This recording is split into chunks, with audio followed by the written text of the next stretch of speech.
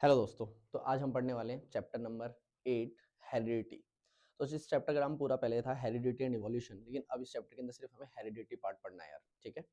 एक छोटी सी बात ये कि इसके अंदर अगर फोकस ऑटो फोकस की दिक्कत होगी, ठीक है, तो वो समझ जाना यार, लेकिन कुछ सेकंड्स बाद वो ठीक भी हो जाएगी। ठीक है। तो फोकस ऑटो फोकस चलता रहेगा, लेकिन आपको आवाज़ कांस्टेंट आती रहेगी, वॉइस कांस्टेंट आती रहेगी। ठीक है। तो आज हम पढ़ने वाले हैं हेरिडिटी एंड इवोल्यूशन का पार्ट। अब हेरिडिटी और इवोल्यूशन पार्ट हमें पढ़ना नहीं है, सॉरी। तो हेरिडिटी पार्ट का मतलब क्या है? तो हेरिडिटी का मतलब क्या होता है, यहाँ से हम शुरू करेंगे। ठीक है। तो ये चैप्टर बहुत ज़्यादा इंपॉर्टेंट है और इसमें से कई सारे कॉन्सेप्ट्स आते हैं और मैक्सिमम चांसेस है कि इसमें से आपके बायोलॉजी वाले पार्ट के केस स्टडीज आएंगी। ठीक है। तो इसलिए बहुत ज़्यादा इंपॉर्टेंट टॉपिक है। समझो, हेरिडिटी का मतलब क्या होता है। हेरिडिटी का मतलब होता है transferring of information from one generation to another. अगर एक जनरेशन से दूसरी जनरेशन में इंफॉर्मेशन ट्रांसफर हो रही है, उसको हेरिडिटी बोला जाता है। Transferring of information from one generation to another.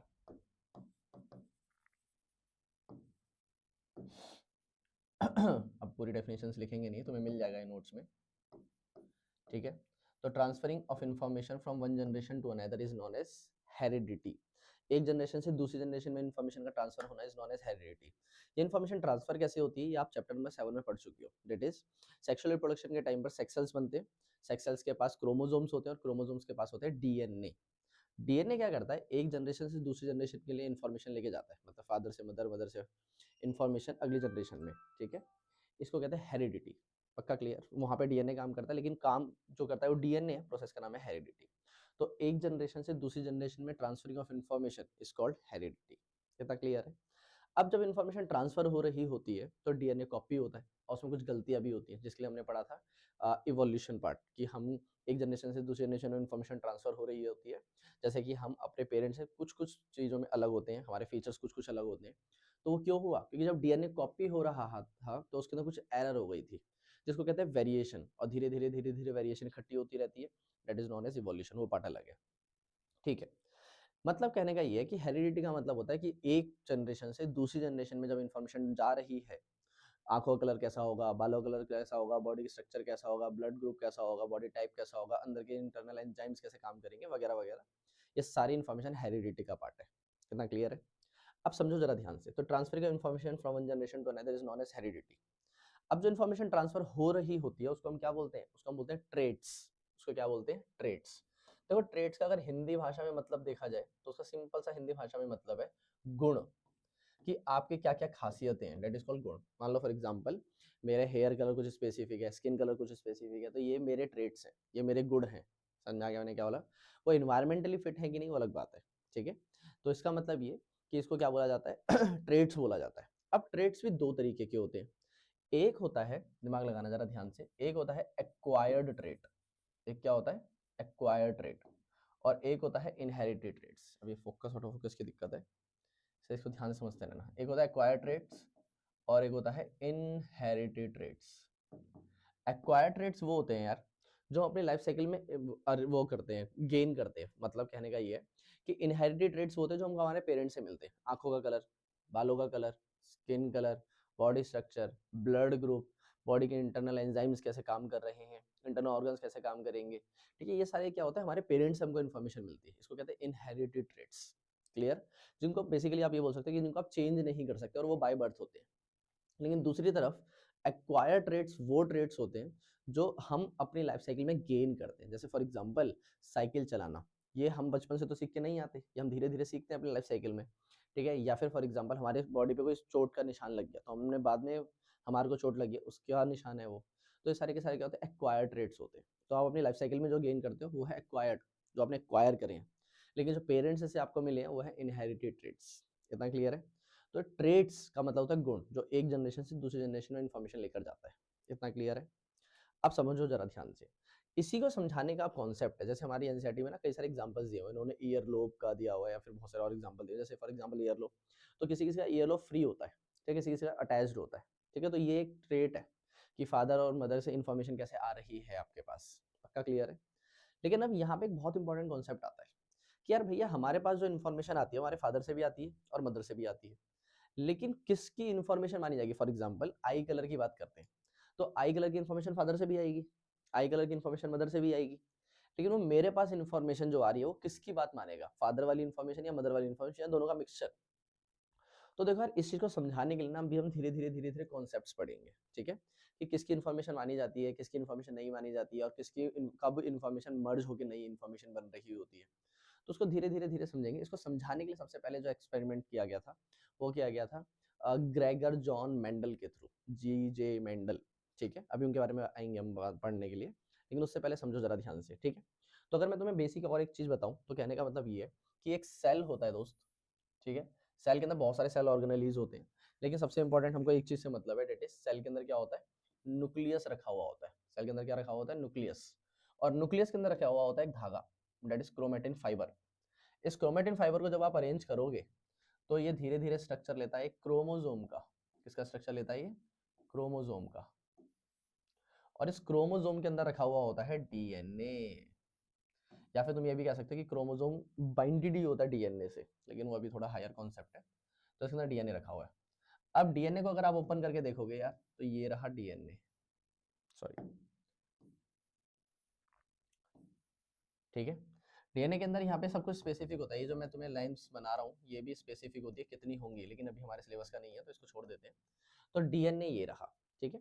देखो यार, डीएनए की स्पेसिफिक जो लोकेशंस होती है ना, वो स्पेसिफिक इन्फॉर्मेशन ट्रांसफर करती है। कहने का मतलब ये कि आपके पास अगर इतना बड़ा डीएनए है तो ये पूरा डीएनए इन्फॉर्मेशन ट्रांसफर नहीं करता है। डीएनए के अंदर स्पेशल लोकेशंस होती है कि इतना हिस्सा कुछ काम करेगा, इतना हिस्सा कुछ काम करेगा, इतना हिस्सा कुछ काम करेगा।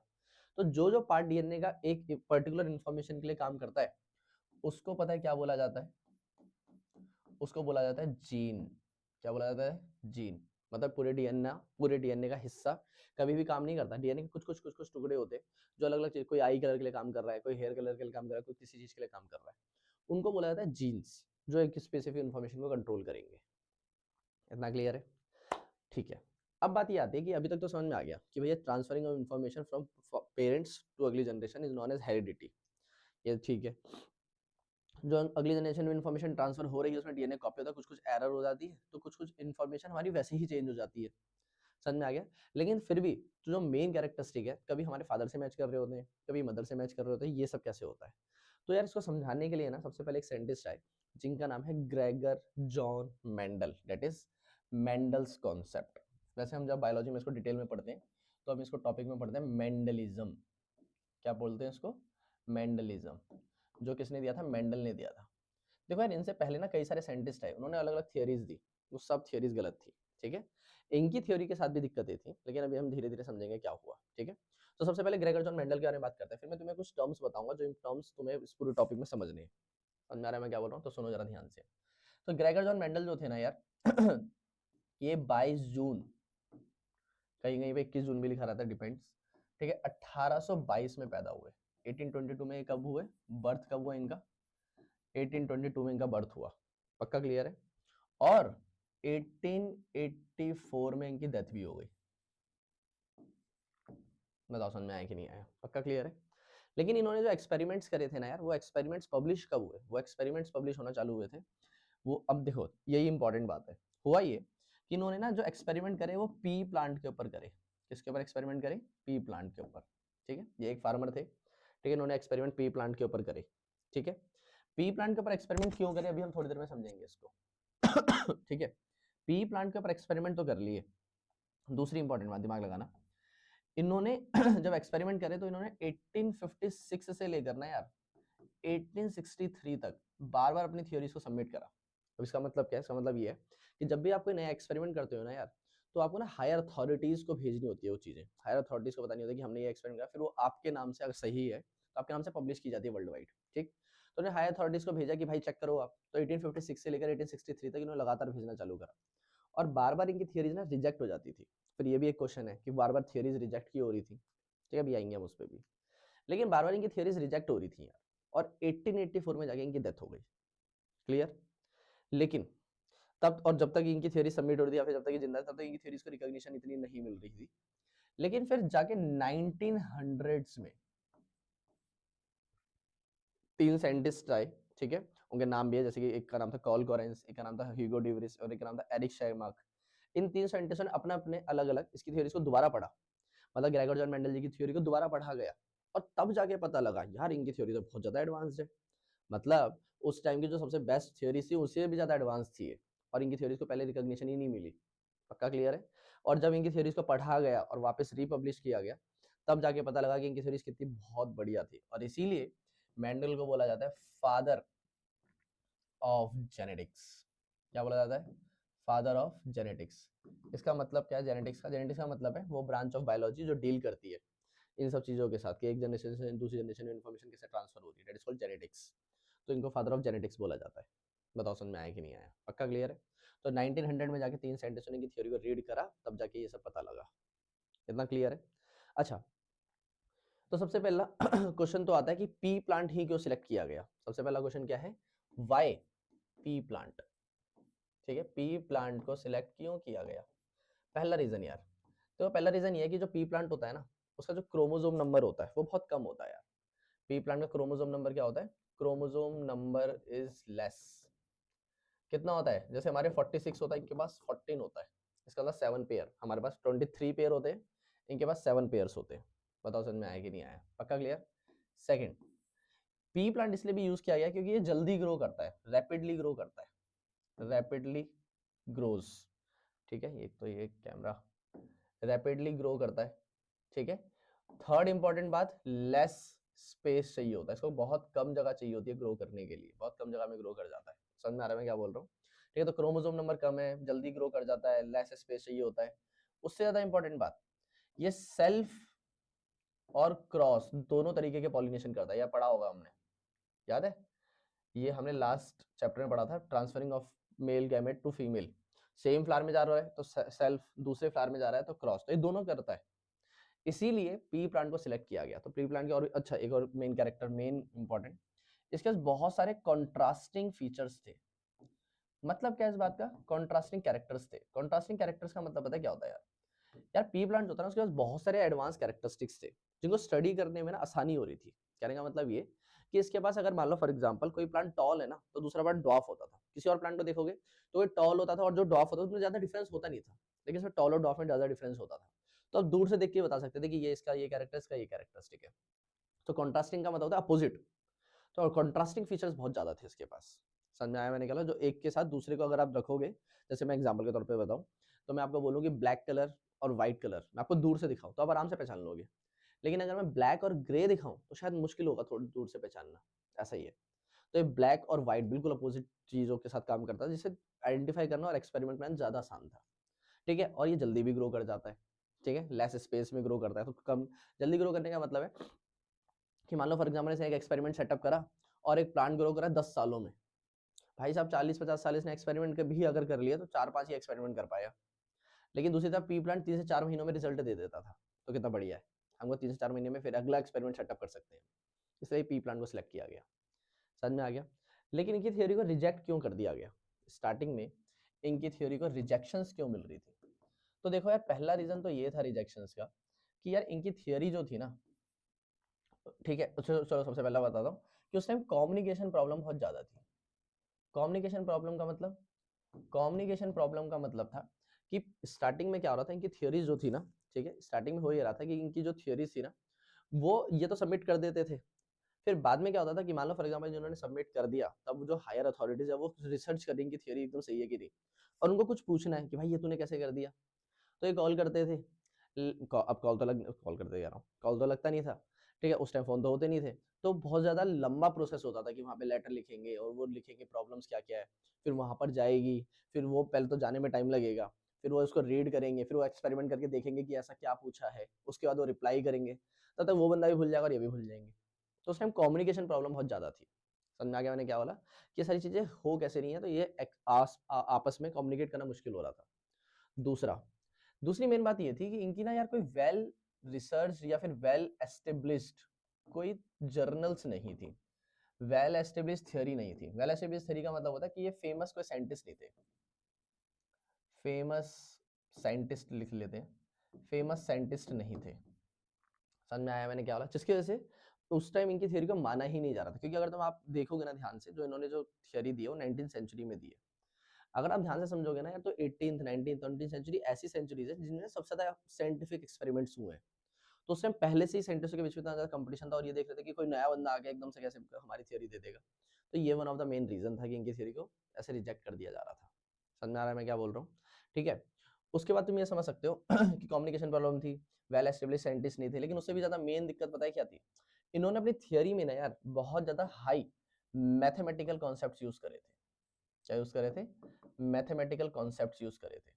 और उस टाइम के साइंटिस्ट्स को बिल्कुल भी पसंद नहीं था ये कि आप बायोलॉजी में मैथमेटिक्स कैसे यूज कर सकते हो। असलियत में अभी बहुत मैथमेटिक्स यूज होती है बायोलॉजी में, लेकिन उस टाइम बिल्कुल भी मैथमेटिक्स यूज नहीं होती थी। तो साइंटिस्ट ने बोला कि भाई क्या कर रहा है यार, हमने मैथ्स कब की छोड़ दिया, तभी तो बायोलॉजी ली है और तू मैथ्स पढ़ाया जा रहा है। तो इसका कहने का मतलब ये था कि मैथमेटिक्स कॉन्सेप्ट यूज करने के चक्कर में इनके बहुत सारी थ्योरीज फेल कर दी गई। समझ में आया मैंने क्या बोला? अब धीरे धीरे जब इनकी थ्योरीज को पढ़ा गया तब जाके पता लगा कि यार इनकी थ्योरी तो बहुत ज्यादा एडवांस है, इनकी थ्योरी में तो बहुत ज्यादा जान है भाई, पता है ये बहुत सारे कॉन्सेप्ट्स को सॉल्व कर देती है। तब जाके इनके थ्योरीज के थ्रू चीजों को समझाया गया और इनके थ्योरीज को पब्लिश किया गया। यहाँ तक क्लियर है? अब मैं तुम्हें कुछ टर्म्स बताऊंगा यार, ठीक है, ताकि मैं वो टर्म्स बार बार जब यूज करूं तो आपको कंफ्यूजन ना हो। ठीक है, सुनो। तो सबसे पहला टर्म, दिमाग लगाना जरा ध्यान से, ठीक है? ये यार फोकस ऑटो वाली दिक्कत नहीं, सही नहीं हो रही यार।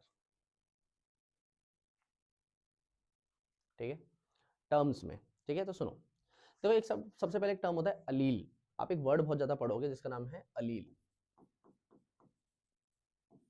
ठीक है, तो सुनो, अलील का मतलब क्या होता है? ऑटो फोकस, इससे कोई दिक्कत नहीं है, ठीक है, आवाज आनी चाहिए, बस मेन बात ये है। सुनो, ठीक है, अलील का मतलब क्या होता है? देखो, अलील का एग्जैक्ट जो डेफिनेशन है वो है alternate form of gene. Alternate form of gene का मतलब क्या होता है? मैं लिख देता हूँ, alternate form of gene. Alternate form of gene का मतलब होता है दोस्तों कि देखो यार, अगर आप ध्यान से समझोगे ना तो ये डीएनए है, ठीक है? इस डीएनए पर अलग अलग इन्फॉर्मेशन रखी हुई है, दिमाग लगाना जरा ध्यान से। ये जो डीएनए है इस पर अलग अलग तरह की इन्फॉर्मेशन लिखी रहती है। यहाँ पर एक है, ठीक है, यहाँ पर एक है। तो इनको डिनोट करने के लिए ना हम कुछ अल्फाबेट्स का यूज करते हैं, उसी को कहते हैं अलील। अलील्स जो होते हैं हमेशा पेयर में होते हैं और इनको अल्फाबेटिकली डिनोट किया जाता है। जैसे फॉर एग्जांपल मैं ये बोल रहा हूँ कि कोई प्लांट टॉल है, तो आप टॉल तो बोल ही सकते हो, लेकिन टॉल के साथ आपको क्या यूज करना पड़ेगा? Capital T, capital T. Reason मतलब इसके साथ एक अल्फाबेट डिनोट करना पड़ेगा, क्योंकि टॉल को अगर आप बार बार लिखोगे तो बहुत ज्यादा टाइम कंज्यूमिंग और लंबा हो जाएगा प्रोसेस। समझ में आ गया? कोई प्लांट छोटा है तो छोटे को बोलते हैं ड्वार्फ, तो अगर ड्वार्फ है तो कैसे दिया जाएगा? ठीक है, तो इसके लिए हम कोई अल्फाबेट्स यूज करते हैं। जैसे फॉर एग्जांपल आप किसी टॉल के लिए फॉर एग्जांपल मैंने कैपिटल टी यूज करा, तो आपकी मर्जी है, कोई भी अल्फाबेट यूज कर सकते हो, ये आपकी मर्जी है, ठीक है, लेकिन हमेशा एक अल्फाबेट यूज किया जाता है। पक्का क्लियर है? अब कहीं पे कैपिटल आएगा, कहीं पे स्मॉल आएगा, उसका मतलब क्या? तो उसके लिए अब मैं एक और चीज बता रहा हूँ, उसके लिए एक वर्ड है, दिमाग लगाना, डोमिनेंट अलील। ठीक है, एक है डोमिनेंट अलील और एक है रिसेसिव अलील। समझना जरा ध्यान से, एक है डोमिनेंट अलील और एक है रिसेसिव अलील। डोमिनेंट का मतलब होता है जो कैपिटल होते हैं, दिमाग लगाना जरा ध्यान से। डोमिनेंट का मतलब होता है, चलो वो डिनोशन बाद में बताता हूँ। डोमिनेंट का पहले मतलब समझो, डोमिनेंट का मतलब होता है जो अपना असर दिखाए उसको डोमिनेंट बोला जाता है, और जिस पर वो अपना असर दिखाए वो रिसेसिव होता है। मान लो फॉर एग्जांपल एक रूम में एक ताकतवर बंदे को और एक कमजोर बंदे को बंद कर दिया, ठीक है, और उनको रोज चाहिए दो दो रोटी खाने के लिए, पेट भरने के लिए, लेकिन उनको एक ही रोटी दी जा रही है। तो पहले दूसरे दिन तो बोलेंगे अरे तो भाई अपना तू भी खा, हम दोनों आधे आधी रोटी शेयर कर लेते हैं, लेकिन जैसे जैसे दिक्कत होने लगेंगी वैसे वैसे आपस में लड़ाई होने लगेगी, और जीतेगा कौन? जो ताकतवर है, दैट इज डोमिनेंट। पक्का क्लियर है? सेम चीज है। अब याद करो, फादर से भी इंफॉर्मेशन आती है और मदर से भी इंफॉर्मेशन आती है, लेकिन फादर से और मदर से इंफॉर्मेशन जो आ रही है वो अगली जनरेशन में किसकी इंफॉर्मेशन ट्रांसफर होगी? ये कौन डिसाइड करेगा? जो डोमिनेंट होगा, है कि नहीं? तो जिसकी इंफॉर्मेशन डोमिनेंट होगी उसकी बात मानी जाएगी, और जो डोमिनेंट नहीं होगी उसकी बात मानी नहीं जाएगी। बताओ समझ में आया कि नहीं आया? क्लियर? तो जिसकी बात मानी जाती है वो होता है डोमिनेंट, और जिसकी बात नहीं मानी जाती है उसको कहते हैं रिसेसिव। पक्का क्लियर है? वैसे ही अभी अगर किसी भी कैरेक्टर को अगर आप ले रहे हो तो कोई जैसे हाइट की बात करें तो कोई टॉल होगा तो कोई ड्वार्फ होगा। टॉल और ड्वार्फ के अलावा कोई और कैरेक्टरिस्टिक होता है? नहीं। ठीक है, तो सुनो, मीडियम हाइट अभी हम यहाँ पे कॉन्सेप्ट समझते नहीं, पी प्लांट के एक्सपेरिमेंट्स है, ठीक है, सुनो। तो टॉल प्लांट और डॉर्फ प्लांट में से जो डोमिनेंट है, तो जैसे कि फॉर एग्जांपल टॉल है यहाँ पर, तो टॉल अगर डोमिनेंट है तो उसको डिनोट किया जाएगा कैपिटल अल्फाबेट से। ये बहुत इंपॉर्टेंट बात है। जो कैरेक्टरिस्टिक डोमिनेंट होता है उसको आप किसी भी अल्फाबेट से डिनोट कर सकते हो, A B C D E F G, किसी से भी। जैसे टॉल को मैं टी से डिनोट कर रहा हूँ याद करने के लिए, लेकिन आप उसको किसी भी अल्फाबेट से डिनोट कर सकते हो। लेकिन आपको याद क्या करना है, आपको याद ये रखना है कि उसके लिए कैपिटल अल्फाबेट यूज किया जाएगा, और जो रिसेसिव है उसके लिए उसी का होना चाहिए। ये नहीं कि इसको किसी कैपिटल टी से डिनोट कर दिया, इसको स्मॉल ए से डिनोट कर रहे हैं, ऐसा नहीं है। उसी का स्मॉल अल्फाबेट आपको लेना पड़ेगा, स्मॉल टी। बताओ समझ में आया कि नहीं है? तो अगर आप टॉल को दिखाने के लिए, जो कि डोमिनेंट है, कैपिटल टी यूज कर रहे हो, तो डॉफ को दिखाने के लिए स्मॉल टी यूज करना पड़ेगा आपको। बताओ समझ में आया कि नहीं आया? इजी। तो ये है डोमिनेंट और रिसेसिव की कहानी। अब बात आती है alternative form of gene, that is allele जो होते हैं, वो मैंने बताया पेयर में होते हैं। तो कैपिटल टी तो नहीं आएगा, तो क्या आएगा? वो आएगा कैपिटल टी अगर पूरी तरह से टॉल है तो, और ये आएगा स्मॉल टी स्मॉल टी। अब आप बोलोगे ऐसा क्यों, अलील्स दो क्यों होते हैं? तो देखो इसकी दो बातें, या तो आप डायरेक्ट याद कर लो कि भाई ऐसा ही होता है, लेकिन अगर आपको पूरा प्रॉपर रीजन समझना है तो सुन लो। सिंपल सा आंसर है यार, आपके पास हर क्रोमोसोम की दो कॉपी होती है, ये पता है आपको, है ना? चैप्टर नंबर 7 में पढ़ा है कि हर क्रोमोसोम की कितनी कॉपी होती है? दो कॉपी होती है। कहने का मतलब ये कि अगर आपके पास क्रोमोसोम नंबर, मान लो फॉर एग्जांपल आप सेल के पास गए और आवाज लगाई क्रोमोसोम नंबर 10, तो कितने क्रोमोसोम आएंगे? दो। आप बोलोगे क्रोमोसोम नंबर 15, कितने क्रोमोसोम आएंगे? दो। आप बोलोगे क्रोमोसोम नंबर 17, कितने क्रोमोसोम आएंगे? दो। क्रोमोसोम नंबर 20, कितने क्रोमोसोम आएंगे? दो। हर किसी की दो दो कॉपी होती है। वैसे ही हर क्रोमोसोम की दो कॉपी दिखाने के लिए आपको ये करना पड़ेगा ना। और याद करो, जब सेक्स सेल्स बनते हैं तो ये दो कॉपी एक एक कॉपी में टूट जाती है और एक कॉपी अगली जनरेशन में ट्रांसफर होती है। एक कॉपी फादर से आएगी, एक कॉपी मदर से आएगी, तब जाके उसके बाद डबल कॉपी ज़ायगोट के पास होगी। और जब वो पेरेंट बनेगा तो वो भी एक ही कॉपी भेजेगा अगली जनरेशन में। बताओ समझ में आया कि नहीं आया? समझ रहे हो मैं क्या बोलने की कोशिश कर रहा हूँ? तो कहने का मतलब ये कि हर एक की दो कॉपी होती है, तो इसीलिए जब अगली जनरेशन में आप इन्फॉर्मेशन ट्रांसफर करने की सोचोगे तो डिवाइड कैसे होगी? ये तो बहुत दिक्कत की बात है। अब देखो जरा ध्यान से, तो यही यहाँ पे लॉजिक है। तो यहाँ पे कैपिटल टी स्मॉल टी इस तरीके से हमेशा पेयर में लेना होता है। तो अलील्स हमेशा पेयर में होते हैं, ताकि जब आप अगली जनरेशन में इन्फॉर्मेशन ट्रांसफर करो तो इन्फॉर्मेशन सेग्रीगेट आसानी से हो सके, सेपरेट हो सके। बताओ समझ में आया कि नहीं आया? पक्का क्लियर है? तो एक वर्ड हो गया डोमिनेंट और एक वर्ड हो गया रिसेसिव। डोमिनेंट का मतलब होता है जो अपना सर दिखाता है, रिसेसिव वो होता है जिस पर अपना सर दिखाया जाता है। बताओ समझ में आया कि नहीं आया? क्लियर है इतना? समझ में आ गया? यहाँ पर कुछ टर्म्स और आते हैं, यहीं पे लिख देता हूँ मैं। एक टर्म है फिनोटाइप और एक टर्म है जीनोटाइप। ठीक है? फिनोटाइप क्या होता है और जीनोटाइप क्या होता है, अगर आपको इसके नोट्स चाहिए तो वैसे तुम्हारी बुक में है ही, ठीक है? जिनको नहीं, मतलब जिनके पास नहीं है तो मैं डिस्क्रिप्शन में ऐड कर दूंगा, वो मेरी साइट पे पड़े हुए हैं वो नोट्स, ठीक है? तो साइट पे अगर आप जाओगे तो थोड़ा कलरफुल मेथड में इनके नोट्स आराम से मिल जाएंगे आपको विद डेफिनेशंस। तो ऐसे टेंशन लेने की जरूरत नहीं कि यहाँ पे डेफिनेशन नहीं है। तो मैं स्लाइड्स बनाता, उसके बाद उसके अंदर डेफिनेशन लिखता, फिर उसके अंदर ओवर राइट करता, वो थोड़ा सा मेरे को ऐसा लगता है कि पहले से ही लिखा हुआ है, फिर वो रीड ही करने वाली बात है। ठीक है? तो यहाँ पे आप खुद समझोगे, खुद याद करने की कोशिश करोगे, खुद आंसर फ्रेमिंग की कोशिश करोगे तो ज़्यादा सही रहेगा। ठीक है? चलो, फिनोटाइप और जीनोटाइप।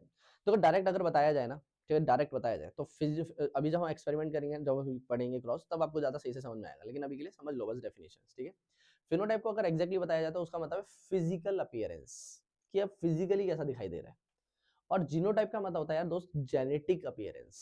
मतलब फिनोटाइप का मतलब हो गया फिजिकल अपीयरेंस, फिजिकल अपीयरेंस का मतलब होता है कि आपको प्लांट सामने कैसे दिखाई दे रहा है। ठीक है? और जीनोटाइप का मतलब होता है जेनेटिक अपीयरेंस, कि आपको सामने से वो कैसा दिखाई दे रहा है। बताओ समझ में आया कि नहीं आया? ठीक है? कहने का मतलब ये कि फिजिकल अपीयरेंस का मतलब होता है कि मान लो फॉर एग्जांपल आप सामने खड़े हुए हो, दिमाग लगाना जरा ध्यान से, आप सामने खड़े हुए हो तो आपको प्लांट फिजिकली कैसा दिखाई दे रहा है, कि टॉल है, डॉफ है, रेड है, येलो है, ग्रीन है, क्या है, वो फिजिकल अपीयरेंस। लेकिन जब आप जीन्स देखोगे कि उसके लिए कैपिटल टी है, स्मॉल टी है, कैपिटल टी स्मॉल टी क्या है, तो उसको बोलते हैं जेनेटिक अपीयरेंस। समझ में आ गया? तो याद रखना, इसको कहते हैं physical appearance and genetic appearance, that is phenotype and genetic genotype. पक्का क्लियर है? यहाँ पे मैंने क्या होता है डोमिनेंट और रिसेसिव, जो अपना सर दिखाएगा वो डोमिनेंट, जो अपना सर नहीं दिखाएगा रिसेसिव। इसका मतलब डोमिनेंट वाला अगर अकेला भी आ जाएगा तब भी अपना सर दिखाएगा, लेकिन रिसेसिव वाले को अपना सर दिखाने के लिए दोनों को लाना पड़ेगा, रिसेसिव रिसेसिव एक साथ आने चाहिए। समझा? अभी धीरे धीरे एक्सपेरिमेंट्स में समझ में आ जाएगा। तो अब अगली जनरेशन में इन्फॉर्मेशन कैसे ट्रांसफर होती है, इसको समझाने के लिए मेंडल ने बहुत सारे एक्सपेरिमेंट्स करे। पक्का क्लियर? मेंडल ने इन सब चीजों को समझाने के लिए जो एक्सपेरिमेंट्स करे उनको बोला जाता है मोनो हाइब्रिड क्रॉस और डाई हाइब्रिड क्रॉस। कहने का मतलब, तो सुनो, देखो यार, जब उसने पी प्लांट पर एक्सपेरिमेंट्स करना चालू करा ना, तो पी प्लांट पर बहुत सारे कैरेक्टर्स कंसीडर करे। सबसे पहले तो उसने 35 कैरेक्टर्स लिए थे भाई, जो कि बहुत बड़ा नंबर है। तो जब उसने सबसे पहले एक्सपेरिमेंट करा तो कितने लिए थे? 35, जो कि एक बहुत बड़ा नंबर है। लेकिन 35 के बाद मेंडल जी आ गए, सीधा धीरे धीरे नीचे 21, वो धीरे धीरे 14 के पास भी आया, लेकिन एंड में जाके उन्होंने 7 कैरेक्टर्स कंसीडर करे।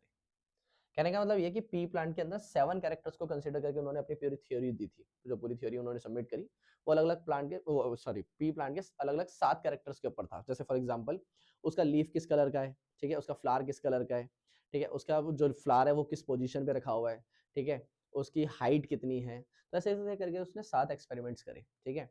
तो वो पी प्लांट जो है पी उसका जो पॉड कलर कैसा है जिसमें मटर निकलती है वो कैसा है, ठीक है। अच्छा, पी प्लांट का मैं साइंटिफिक नेम बोलना भूल गया, वो आपको याद करना पड़ेगा पी प्लांट के लिए, वो है पाइसम सटाइवम, ठीक है। पी प्लांट का साइंटिफिक नेम है PISUM, पाइसम सटाइवम, SATIVUM, ठीक है, याद रखना। एक चीज और याद रखना, साइंटिफिक नेम है, तो साइंटिफिक नेम्स जो होते हैं ना यार, वो हमेशा क्या नाम है, या तो टाइप्ड होंगे तो इटैलिक में होंगे। तभी आप मेरे बुक में नोट्स देखोगे, जब भी ये वर्ड लिखा होगा तो हमेशा इटैलिक में लिखा होगा। लेकिन जब आप हाथ से लिख रहे हो तो इटैलिक कर नहीं सकते हो आप, तो हाथ से लिखते समय उसको अंडरलाइन करना पड़ता है, वो भी सेपरेटली, पहला रूल। दूसरा रूल, पी कैपिटल होगा और एस छोटा होगा। अगर पी के स्मॉल है एस बड़ा है, या दोनों स्मॉल है या दोनों बड़े, दोनों गलत है, सारी चीजें गलत है। पहले जो पाइसम है उसका पी बड़ा होना चाहिए, सटाइवम का एस छोटा होना चाहिए, समझे। जैसे होमो सेपियंस है, होमो का एच बड़ा, सेपियंस का एस छोटा, दोनों में सेपरेटली अंडरलाइन। ये कुछ रूल्स हैं साइंटिफिक नेम के, ठीक है। तो ये पाइसम सटाइवम का साइंटिफिक नेम ऑफ पी, इतना क्लियर है। आगे सुनना, तो इसने एंड में जाके कितने कैरेक्टर्स कंसीडर करे, 7 कैरेक्टर्स कंसीडर करे, ठीक है। अब ये जो 7 कैरेक्टर्स कंसीडर करे, दिमाग लगाना जरा ध्यान से, ठीक है यार, ये बहुत ज्यादा, ठीक है। 7 कैरेक्टर्स कंसीडर कर, दिमाग लगाओ, ठीक है। तो पी प्लांट ने जो 7 कैरेक्टर्स कंसीडर करे, अब इनके साथ क्या करना है, अब दिमाग लगाना जरा ध्यान से, ठीक है। सुनो, कहने का मतलब ये कि 7 कैरेक्टर्स अलग अलग 7 कैरेक्टर्स लिए, ठीक है, हाइट, कलर, शेप, ये वो, ठीक है। लेकिन हमें इतना ज्यादा नहीं पढ़ना है, हमें सिर्फ 2-3 चीजें पढ़नी है, कि हमें ज्यादा से ज्यादा 2 से 3 कैरेक्टर समझने हैं, ठीक है। 2 से 3 कैरेक्टर का मतलब होता है कि हमको 3 कैरेक्टर के लिए काम करना है। जैसे फॉर एग्जाम्पल हाइट हो गया, ठीक है, जैसे फॉर एग्जाम्पल कलर हो गया, फॉर एग्जाम्पल शेप हो गया, ठीक है। ये 2-3 कैरेक्टर्स आपको समझने हैं, ठीक है। अब मैं इसके अंदर बताता हूँ, जैसे फॉर एग्जाम्पल हाइट के अंदर 2 कैरेक्टर्स, ठीक है, टॉल और ड्वार्फ। क्या है, टॉल और ड्वार्फ। कलर के बारे में बात करोगे अगर आप, तो कलर के अंदर 2 है, क्या नाम है, ग्रीन और येलो, ठीक है। या फिर आप ऊपर मैं वो लिख देता हूँ, येलो और ग्रीन। शेप की बात करोगे तो मटर आपने देखी होगी, या तो बिल्कुल राउंड होती है, राउंड होती है, या उसमें छोटी छोटी लाइनें होती हैं जिनको कहते हैं झुर्रियां टाइप पड़ी होती है, उनको कहते हैं रिंकल्ड। तो ये 2-3 एक्सपेरिमेंट हमको समझने हैं, ठीक है। तो उसने 7 कैरेक्टर कंसीडर करे, लेकिन हमें 7 नहीं, उनमें से 2-3 के बारे में बात करनी है। और हम जब एक बारी में एक ही कैरेक्टर कंसीडर करेंगे या एक बारी में 2 कैरेक्टर कंसीडर करेंगे, वही हमें पढ़ने हैं। समझ में आ गया? तो सुनो, मेंडल आया, मेंडल ने पी प्लांट पर एक्सपेरिमेंट करे और एक साथ बहुत सारे कैरेक्टर्स कंसीडर करे, समझ में आ गया। लेकिन हम एक बारी में जो कैरेक्टर कंसीडर करते हैं, हाइट हो, कलर हो, शेप हो, कुछ भी, तो या फिर सिर्फ हाइट के बारे में बात कर रहे हो आप, या सिर्फ कलर के बारे में बात कर रहे हो आप, या फिर शेप के बारे में बात कर रहे हो आप, तो उसको कहते हैं मोनो हाइब्रिड क्रॉस। क्या बोला जाता है उसको? Mono hybrid cross. लेकिन जब आप एक साथ 2 कैरेक्टर के बारे में कंसीडर करने लग जाओ, हाइट और कलर एक साथ, शेप और कलर एक साथ, या फिर हाइट और शेप एक साथ, तो उसको बोला जाएगा डाई हाइब्रिड क्रॉस। तो monohybrid cross and dihybrid cross are different things, दिमाग लगाओ जरा ध्यान से। तो मोनो हाइब्रिड क्रॉस का मतलब होता है एक ऐसा क्रॉस, दिमाग लगाना, मोनो हाइब्रिड क्रॉस का मतलब होता है ऐसा क्रॉस जिसके अंदर एक कैरेक्टर एक बार में कंसीडर किया जाए, ठीक है। डाई हाइब्रिड क्रॉस का मतलब होता है एक साथ 2 कैरेक्टर्स कंसीडर किया जाए। अगर एक साथ 3 कैरेक्टर कंसीडर किए जाए तो वो है नहीं हमारे सिलेबस में, उसको कहते हैं ट्राई हाइब्रिड क्रॉस। समझ आ गया? या फिर सिर्फ हाइट, या फिर सिर्फ कलर, या फिर सिर्फ शेप, तो मोनो हाइब्रिड। इंपॉर्टेंट बात पता है क्या, सबका आंसर सेम ही आता है, ठीक है। मतलब जब आप जीनोटाइप निकालोगे, फिनोटाइप निकालोगे, तो लगभग सेम आएगा सबका। इसलिए सब कुछ भी चेंज करो, कुछ फर्क नहीं पड़ने वाला।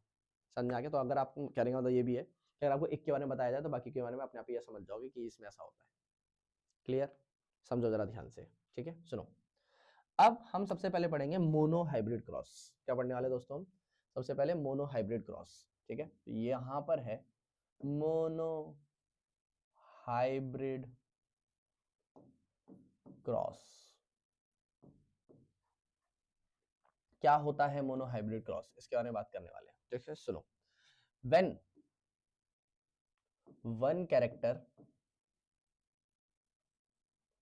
is considered at a time, जब एक कैरेक्टर एक बार में कंसीडर किया जाए, when one character is considered at a time, जब एक बारी में एक कैरेक्टर को कंसीडर किया जाए तो उसको क्या बोला जाता है? मोनो हाइब्रिड क्रॉस बोला जाता है। तो हाइट या तो कलर या तो शेप आप कुछ भी ले सकते हो, उसको मोनो हाइब्रिड क्रॉस बोला जाएगा। बताओ समझ में आया कि नहीं आया? ठीक है, तो समझो जरा ध्यान से। चलो मैं एक्सपेरिमेंट के लिए हाइट ले लेता हूँ। क्या कर लेते हैं? हाइट ले लेते हैं। हाइट अभी अभी आपको बताया कि दो तरीके की होती है, ठीक है, या तो टॉल या तो ड्वार्फ। ठीक है, या तो क्या होगा, प्लांट टॉल होगा, या तो प्लांट क्या होगा, ड्वार्फ होगा। तो जो टॉल प्लांट होता है या फिर ड्वार्फ प्लांट होता है उसके बारे में बात करते हैं। टॉल के लिए अगर मैं इसके लिए एलील्स बता रहा हूँ, तो tall is a dominant. Tall क्या है? डोमिनेंट है। और ड्वार्फ क्या है? रिसेसिव है। तो अगर टॉल डोमिनेंट है उसके लिए कैपिटल टी, और अगर ड्वार्फ है तो इसी के स्मॉल टी स्मॉल टी। मैंने क्या बोला? आप डोमिनेंट को किसी भी अल्फाबेट से डिनोट कर सकते हो, ए बी सी डी किसी से भी, लेकिन जब उसका रिसेसिव पार्ट लोगे तो उसी के स्मॉल लेटर लेने पड़ेंगे। तो अगर वो कैपिटल टी है तो स्मॉल टी होगा। ये याद रखना पड़ेगा आपको। बताओ समझ में आया कि नहीं आया? कितना क्लियर है? पक्का समझ में आ गया? आगे बढ़ते हैं, ठीक है। तो अब एक्सपेरिमेंट की तरफ चलते हैं कि मोनोहाइब्रिड क्रॉस कैसे होता है। ठीक है, तो सुनो। तो सबसे पहले लेते हैं पेरेंट्स। अब मैं तुम्हें लाइन टू लाइन समझाते हो जाऊंगा, ठीक है। सबसे पहले कौन आता है? पेरेंट्स आते हैं, ठीक है। उसके बाद आते हैं उनके अलील्स, कि अलील्स क्या हैं, और उनके क्रॉस से तब जाके निकल कर आएगी F1 जनरेशन। F1 क्या होता है चलो अभी बताएंगे, ठीक है। तो सुनो, पेरेंट्स दो है यार। एक है टॉल को अगर मैं किससे क्रॉस करा रहा हूँ, ड्वार्फ से क्रॉस करा रहा हूँ, तो टॉल को ड्वार्फ से कर क्रॉस करा दूं तो क्या निकल कर आएगा? तो टॉल के अलील क्या है? कैपिटल टी, और ड्वार्फ के अलील क्या है? Small T small T. बताओ समझ में आया कि नहीं आया? पक्का क्लियर है? तो टॉल को ड्वार्फ, टॉल इंटू ड्वार्फ, ठीक है, एक प्लांट टॉल है एक ड्वार्फ है, तो इनको क्रॉस करा रहे हैं, और पेरेंट्स ही हो गए। इनके अलील हो गए कैपिटल टी और स्मॉल टी। पक्का क्लियर है? अब निकालेंगे हम पहली जनरेशन। F1 का एफ का मतलब होता है फीलियल, कोई मतलब नहीं है, simple see, that is generation number 1। ठीक है, that is called filial generation 1। इतना क्लियर है? दिमाग लगाना जरा ध्यान से। तो अगर आप ध्यान से समझोगे तो पहला वाला पहले वाले के साथ, that is capital T small T. Clear? अरे यार एक तो ये ब्लर क्यों हो रहा है? ठीक है, दिमाग लगाना। पहला वाला दूसरे वाले के साथ कैपिटल टी स्मॉल टी, दूसरा वाला पहले वाले के साथ कैपिटल टी स्मॉल टी, और दूसरा वाला दूसरे वाले के साथ that is capital T small T. अगर आप ध्यान से देखोगे तो यही हो रहा है कि नहीं हो रहा? दिमाग लगाओ, ठीक है। तो पहला वाला पहले वाले के साथ, पहला वाला दूसरे वाले के साथ, दूसरा वाला पहले वाले के साथ, दूसरा वाला दूसरे वाले के साथ। अगर आप इसको समझोगे तो ये F1 जनरेशन आई है। और अगर ध्यान से समझोगे तो दिमाग लगाओ, कैपिटल टी और स्मॉल टी एक साथ आ गए तो बात किसकी मानी जाएगी? कैपिटल टी, क्योंकि अभी तो बताया था जो डोमिनेंट होता है अपना सर दिखाता है ना। जो डोमिनेंट होगा वो क्या करेगा? अपना सर दिखाएगा। तो जब डोमिनेंट अपना सर दिखा रहा है तो कैपिटल टी स्मॉल टी में से किसकी बात मानी जाएगी? कैपिटल टी की। और कैपिटल टी किसको डिनोट करता है? टॉल को। तो ये क्या निकल कर आएगा? Tall. Capital T small T में से किसकी बात मानी जाएगी? कैपिटल टी की। तो क्या निकल कर आएगा? टॉल। दोबारा टॉल, और दोबारा टॉल। सब में अगर देखोगे तो सारे टॉल निकल कर आए। और जैसे ही F1 जनरेशन में टॉल निकल कर आया तो मेंडल अपना सर पकड़ के बैठ गया। क्यों? क्योंकि खुद सोचो यार, अभी तक जो उसने क्रॉस कराया था वो करा था टॉल को ड्वार्फ से, है ना, और सारे ही टॉल निकल कर आ गए।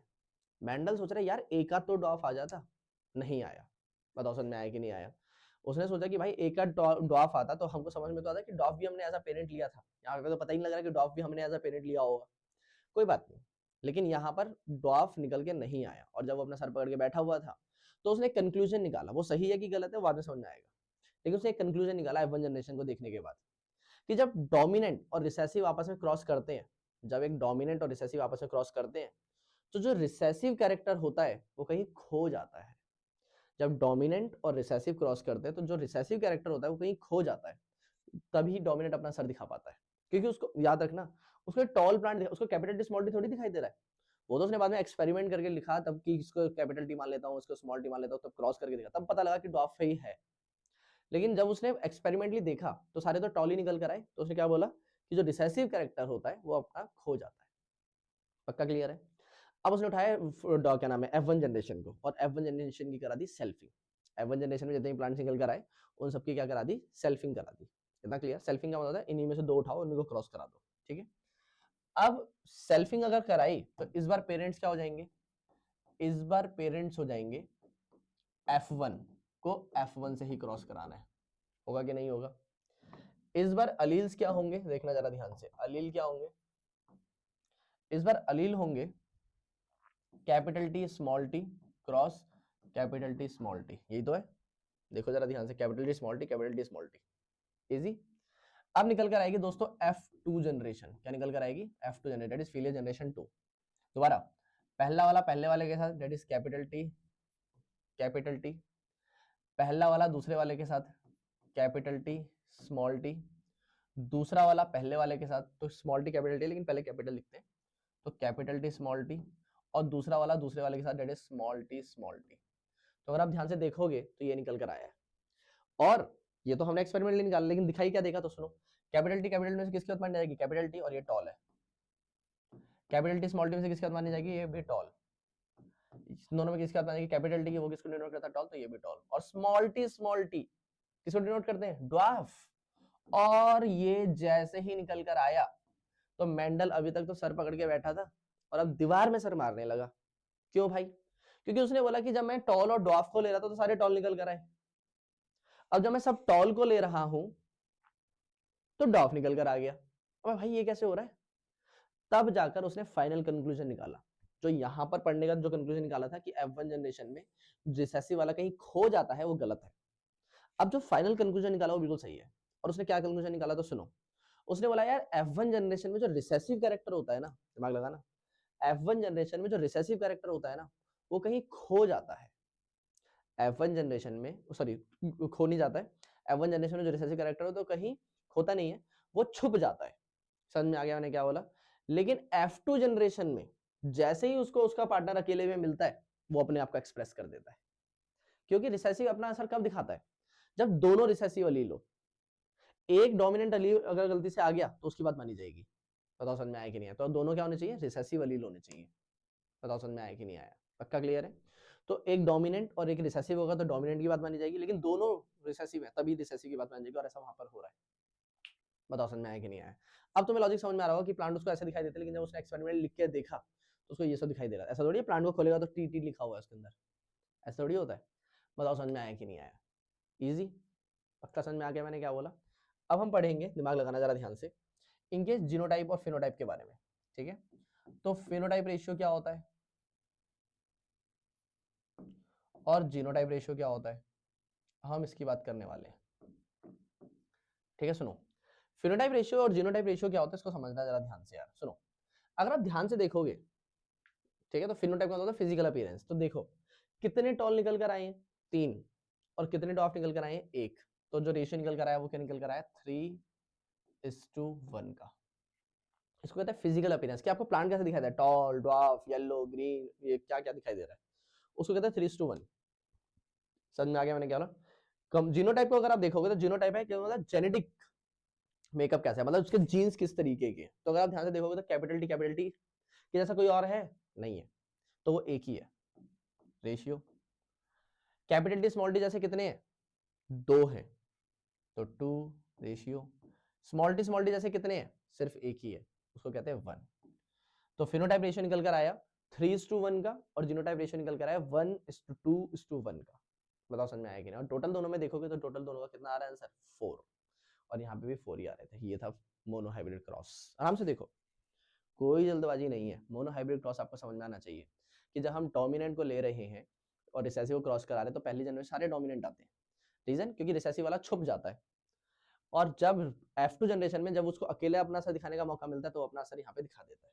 समझ में आया कि नहीं आया, पक्का क्लियर है। याद रखना, जो फिनोटाइप और जीनोटाइप रेशियो निकाली जाती है वो F2 जनरेशन की निकाली जाती है। F1 की निकाल सकते हैं, लेकिन अगर नॉर्मल ऐसा होता है तो नहीं निकालते। यहाँ पे एक 2 टर्म और आते हैं, मैं 2 टर्म बताना भूल गया, यहाँ पे 2 टर्म और बता देता हूँ। ठीक है, टर्म्स हमने निकाल लिखे थे, चलो कोई नहीं, यहीं पे बता देता हूँ मैं। ठीक है, यहाँ पे 2 टर्म और आते हैं, एक होता है होमोजाइगस और एक होता है हेट्रोजाइगस अलील्स के बारे में। एक वर्ड होता है होमोजाइगस अलील और एक होता है हेट्रोजाइगस अलील। मैं लिख देता हूँ नाम, ठीक है, आपको यहाँ पे समझ में आ जाएगा। एक टर्म है होमोजाइगस अलील और एक है हेट्रोजाइगस अलील। होमोजाइगस का मतलब होता है जब दोनों अलील सेम होते हैं। ठीक है, जैसे इसके अंदर देखो जरा ध्यान से, ये देखो दोनों अलील बिल्कुल सेम है, ये होमोजाइगस है। ये दोनों अलील बिल्कुल सेम है, ये होमोजाइगस है। लेकिन इसको देखोगे तो एक अलग है दूसरे से, तो ये हेट्रोजाइगस है। बताओ समझ में आया कि नहीं है। तो होमोजाइगस और हेट्रोजाइगस इस तरीके से काम करते हैं। तो होमोजाइगस मतलब दोनों अलील सेम है, हेट्रोजाइगस मतलब अलग अलग है।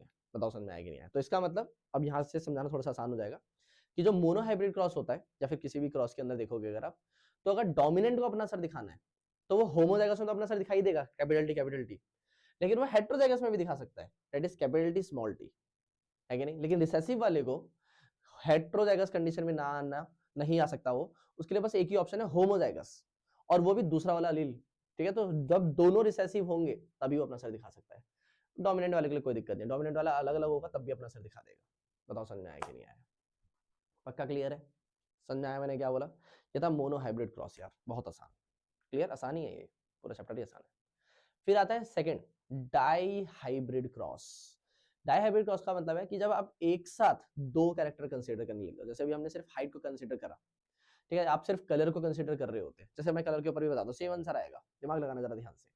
कलर में हमने, हमारे पास दो कलर थे, एक येलो और ग्रीन, और मान लो yellow is a dominant character, yellow का डोमिनेंट है, दिमाग लगाना, तो मैं यहाँ पे येलो लिखता, यहाँ पे ग्रीन लिखता, येलो को लिखता कैपिटल वाई कैपिटल वाई। क्या येलो को कैपिटल टी से डिनोट कर सकता हूँ? बिल्कुल कर सकता हूँ, बताया तो था। आप कोई भी अल्फाबेट ले सकते हो, तब तो सब कुछ सेम हो गया। बस जहाँ पे टॉल लिखा है वहाँ पे येलो कर देना, जहाँ पे ड्वार्फ लिखा है वहाँ पे ग्रीन कर देना। चलो लेकिन कैपिटल वाई के अकॉर्डिंग लेते हैं, तो कैपिटल वाई स्मॉल वाई, तो सारे क्या आएंगे? Capital Y small Y capital Y small Y capital Y small Y capital Y small Y, इनका क्रॉस करोगे तो यहाँ पे चार निकल गए, capital Y capital Y capital Y small Y दो बार, और स्मॉल वाई, तो 1:2:1, अभी भी आंसर वही आएगा। समझ रहे हो मैं क्या बोल रहा हूँ? तो क्रॉस आंसर वही आना है, लेकिन आपको समझना पड़ेगा कि वो कैसे आंसर आएगा, वो अलग बात है। बताओ समझ में आया कि नहीं आया? तो अब हमने कर लिया फिनोटाइप और जीनोटाइप, ठीक है, दिखाई दे रहा होगा, ब्लर तो अभी हो नहीं रहा है। इतना क्लियर है? पक्का समझ में आ गया? अब हम करेंगे दोस्तों डाई हाइब्रिड क्रॉस। क्या करने वाले हैं अब हम? डाई हाइब्रिड क्रॉस, ठीक है। डाई हाइब्रिड का मतलब क्या होता है यार? डाई हाइब्रिड क्रॉस का मतलब होता है जब एक साथ दो कैरेक्टर कंसीडर किए जाए, two characters are considered at a time. एक ही टाइम पर जब दो कैरेक्टर्स कंसीडर किए जाते हैं उसको क्या बोलते हैं? डाई हाइब्रिड क्रॉस बोलते हैं। बताओ समझ में आया कि नहीं? When two characters are considered at a time are known as dihybrid cross. अब सुनो, अब देखो हमारे पास दोबारा तीन कैरेक्टर है, हाइट कलर और शेप। अब हाइट के ऊपर बात कर ही ली हमने, कलर और शेप के ऊपर बात करते हैं, ठीक है। तो सुनो, हम लेते हैं कलर और शेप, दिमाग लगाना जरा ध्यान से। पी प्लांट के अंदर कलर दो तरीके के यूज करते हैं, येलो और ग्रीन, और शेप की बात करें तो राउंड एंड रिंकल्ड। ध्यान से समझोगे तो yellow is a dominant, green is a recessive, और शेप में round is dominant, wrinkled is recessive. तो अगर ये डोमिनेंट है तो इसको डिनोट करेंगे कैपिटल वाई से, और इसको डिनोट करेंगे स्मॉल वाई से, कर सकते हैं। राउंड में इसको डिनोट करेंगे कैपिटल आर से, और रिंकल्ड इज अ रिसेसिव, तो इसको डिनोट करेंगे स्मॉल आर से। बताओ समझ में आया कि नहीं आया? इजी है, पक्का समझ में आ गया मैंने क्या बोला? ठीक है, सुनना जरा ध्यान से।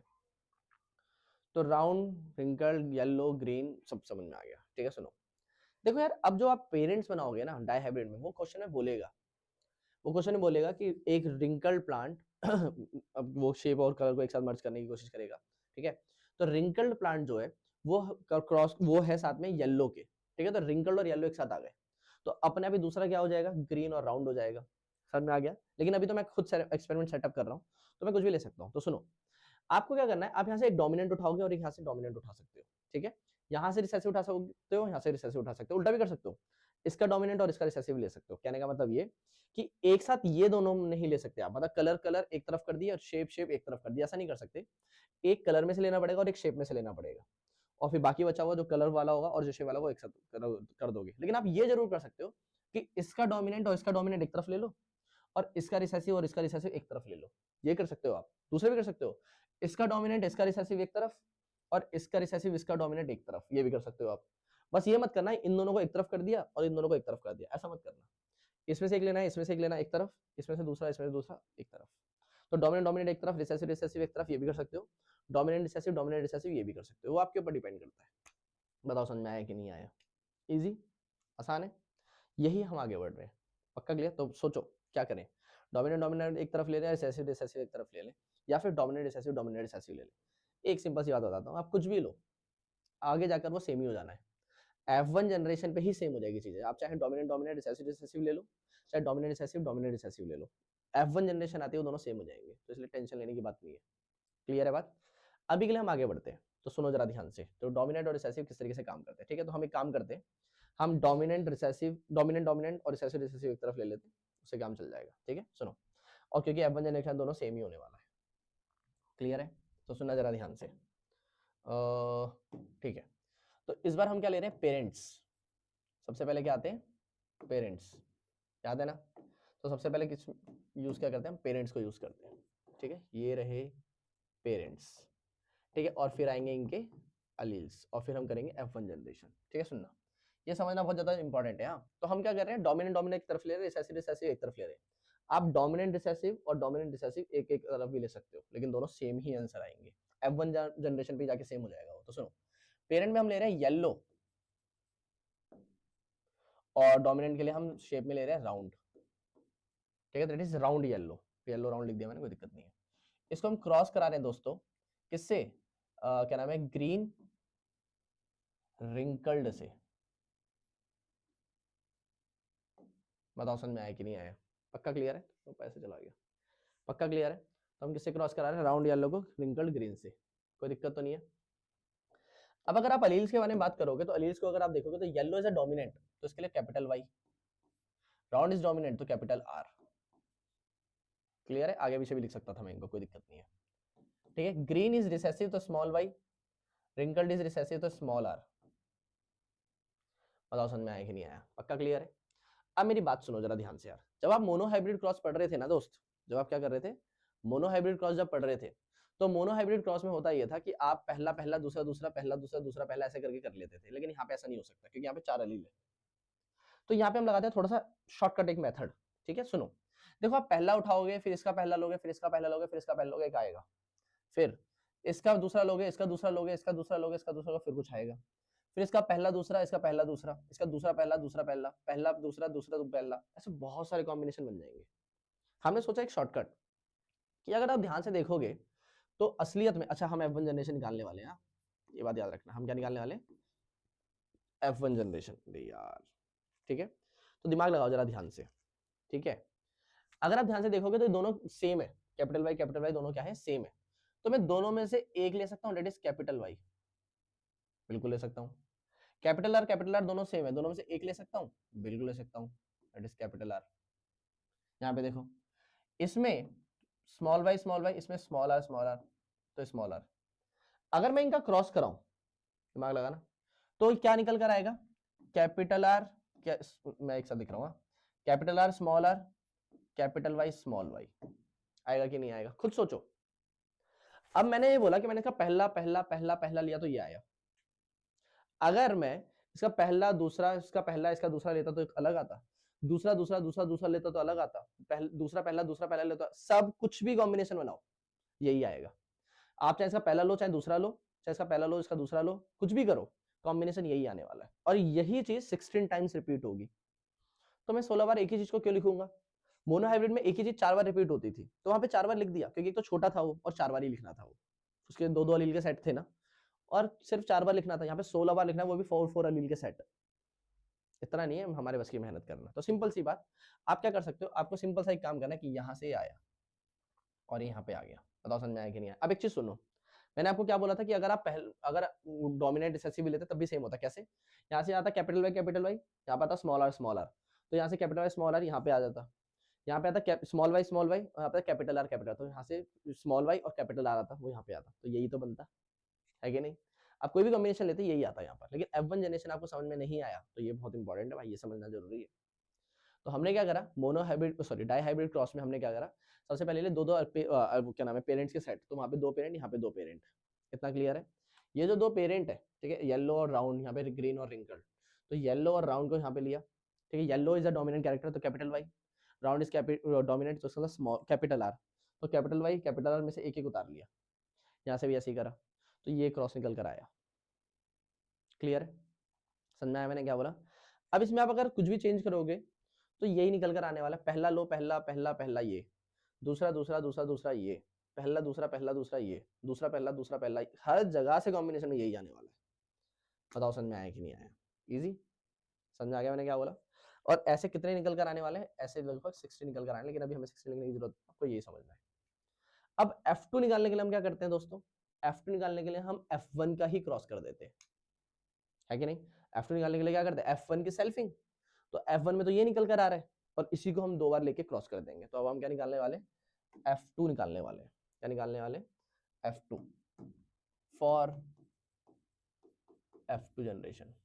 इस बार पेरेंट्स क्या होंगे, दिमाग लगाना जरा ध्यान से, और अलील्स क्या होंगे दोस्तों। पेरेंट्स तो इस बार आ जाएंगे F1 को क्रॉस करेंगे F1 से, और F1 में अलील्स क्या निकल कर आए थे, याद है, capital R capital Y small Y, और इसी को क्रॉस करा देंगे capital R capital Y small Y से।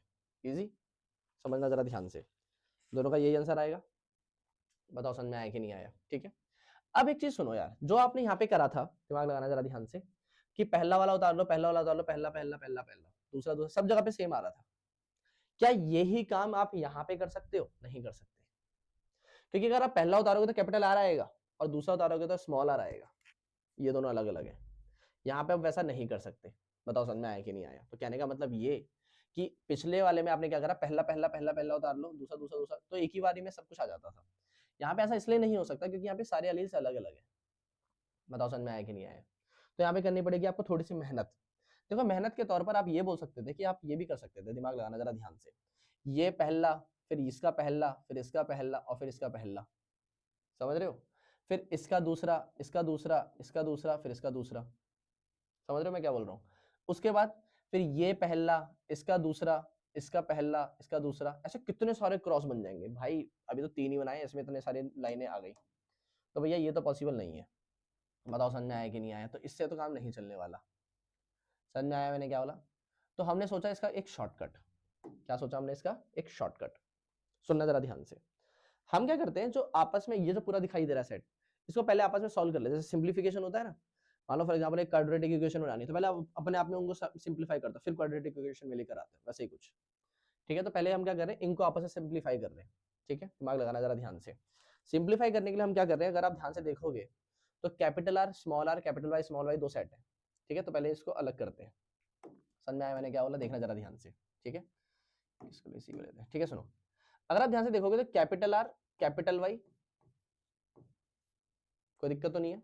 हमने क्या करा, अगर आप ध्यान से देख रहे हो तो ये पहले तो दिख ही नहीं रहा है, ध्यान से क्या करें यार, इतने एक्सपेरिमेंट कर लिए, ठीक है। अब दिख रहा होगा, सुनो। तो कैपिटल आर कैपिटल वाई पहला वाला, स्मॉल आर स्मॉल वाई, ठीक है। अब हम क्या कर रहे हैं, इसको आपस में सिंप्लीफाई करने में लगे हुए, ठीक है। तो पहला वाला पहला वाले के साथ, पहला वाला दूसरे वाले के साथ, दूसरा वाला पहले वाले के साथ, और दूसरा वाला दूसरे वाले के साथ, ये बन रहे हैं कॉम्बिनेशन। दिमाग लगाओ जरा ध्यान से मैं क्या कह रहा हूँ। ये वाला इसके साथ, फिर ये वाला इसके साथ, ये वाला इसके साथ, और ये वाला इसके साथ, ये सेटअप समझ में आ रहा है, ठीक है। वैसे ही यहाँ पर capital R capital Y, capital R small R capital Y, और स्मॉल वाई। बताओ इसके अलावा कुछ और कॉम्बिनेशन बन सकता है तो सिर्फ इसको देखना है आपको, और सिर्फ इसको इसमें देखना, दोनों सेम ही है, तो यहाँ पर जो आएगा वो यहाँ पे रिपीट हो जाएगा बस, लेकिन इसी एक ही में समझ लो तो समझ में आ जाएगा। तो कहने का मतलब ये कि ये पूरा का पूरा इससे क्रॉस करेगा, ये मुझे पता है, ये पूरा का पूरा इससे क्रॉस करेगा, मुझे पता है। लेकिन मैंने सोचा कि जब पूरा क्रॉस करना है तो पहले सिंप्लीफाई कर लेता हूं इसको, ताकि मेरा क्रॉस आसान हो जाए, ठीक है। तो इसको जब क्रॉस करा तो पहला वाला पहले वाले के साथ, पहला वाला दूसरे वाले के साथ, दूसरा वाला पहले वाले के साथ, और दूसरा वाला दूसरे वाले के साथ, ये आ गया सेम यहाँ पर आ गया। अब होगा क्या, अब आपको कुछ नहीं करना, ये इससे कराओ, ये इससे कराओ, फिर यही इससे कराओ, और फिर यही इससे कराओ, कितने हो जाएंगे 4। फिर दूसरे वाले की बारी, फिर वो एक बार इससे, एक बार इससे, एक बार इससे, एक बार इससे, कितने हो जाएंगे 8। फिर तीसरे वाले की बारी, एक एक एक एक, कितने हो जाएंगे 12। फिर इसकी बारी, एक एक एक एक, कितने हो जाएंगे 16 हो जाएंगे। समझ रहे हो मैं क्या बोल रहा हूँ। तो ये इस तरीके से क्रॉस किया जा सकता है। अब वो करना है कि नहीं करना है वो समझो आप जरा ध्यान से, ठीक है। दिमाग लगाना जरा ध्यान से, ठीक है। अब जब ये समझ में आया कि भैया एक एक करके होगा, तो इसको थोड़ा सा और सिंप्लीफाई करते हैं, ठीक है। तो इसको और ज्यादा सिंप्लीफाई करने के लिए आया एक बंदा जिसका नाम है पनेट, ठीक है।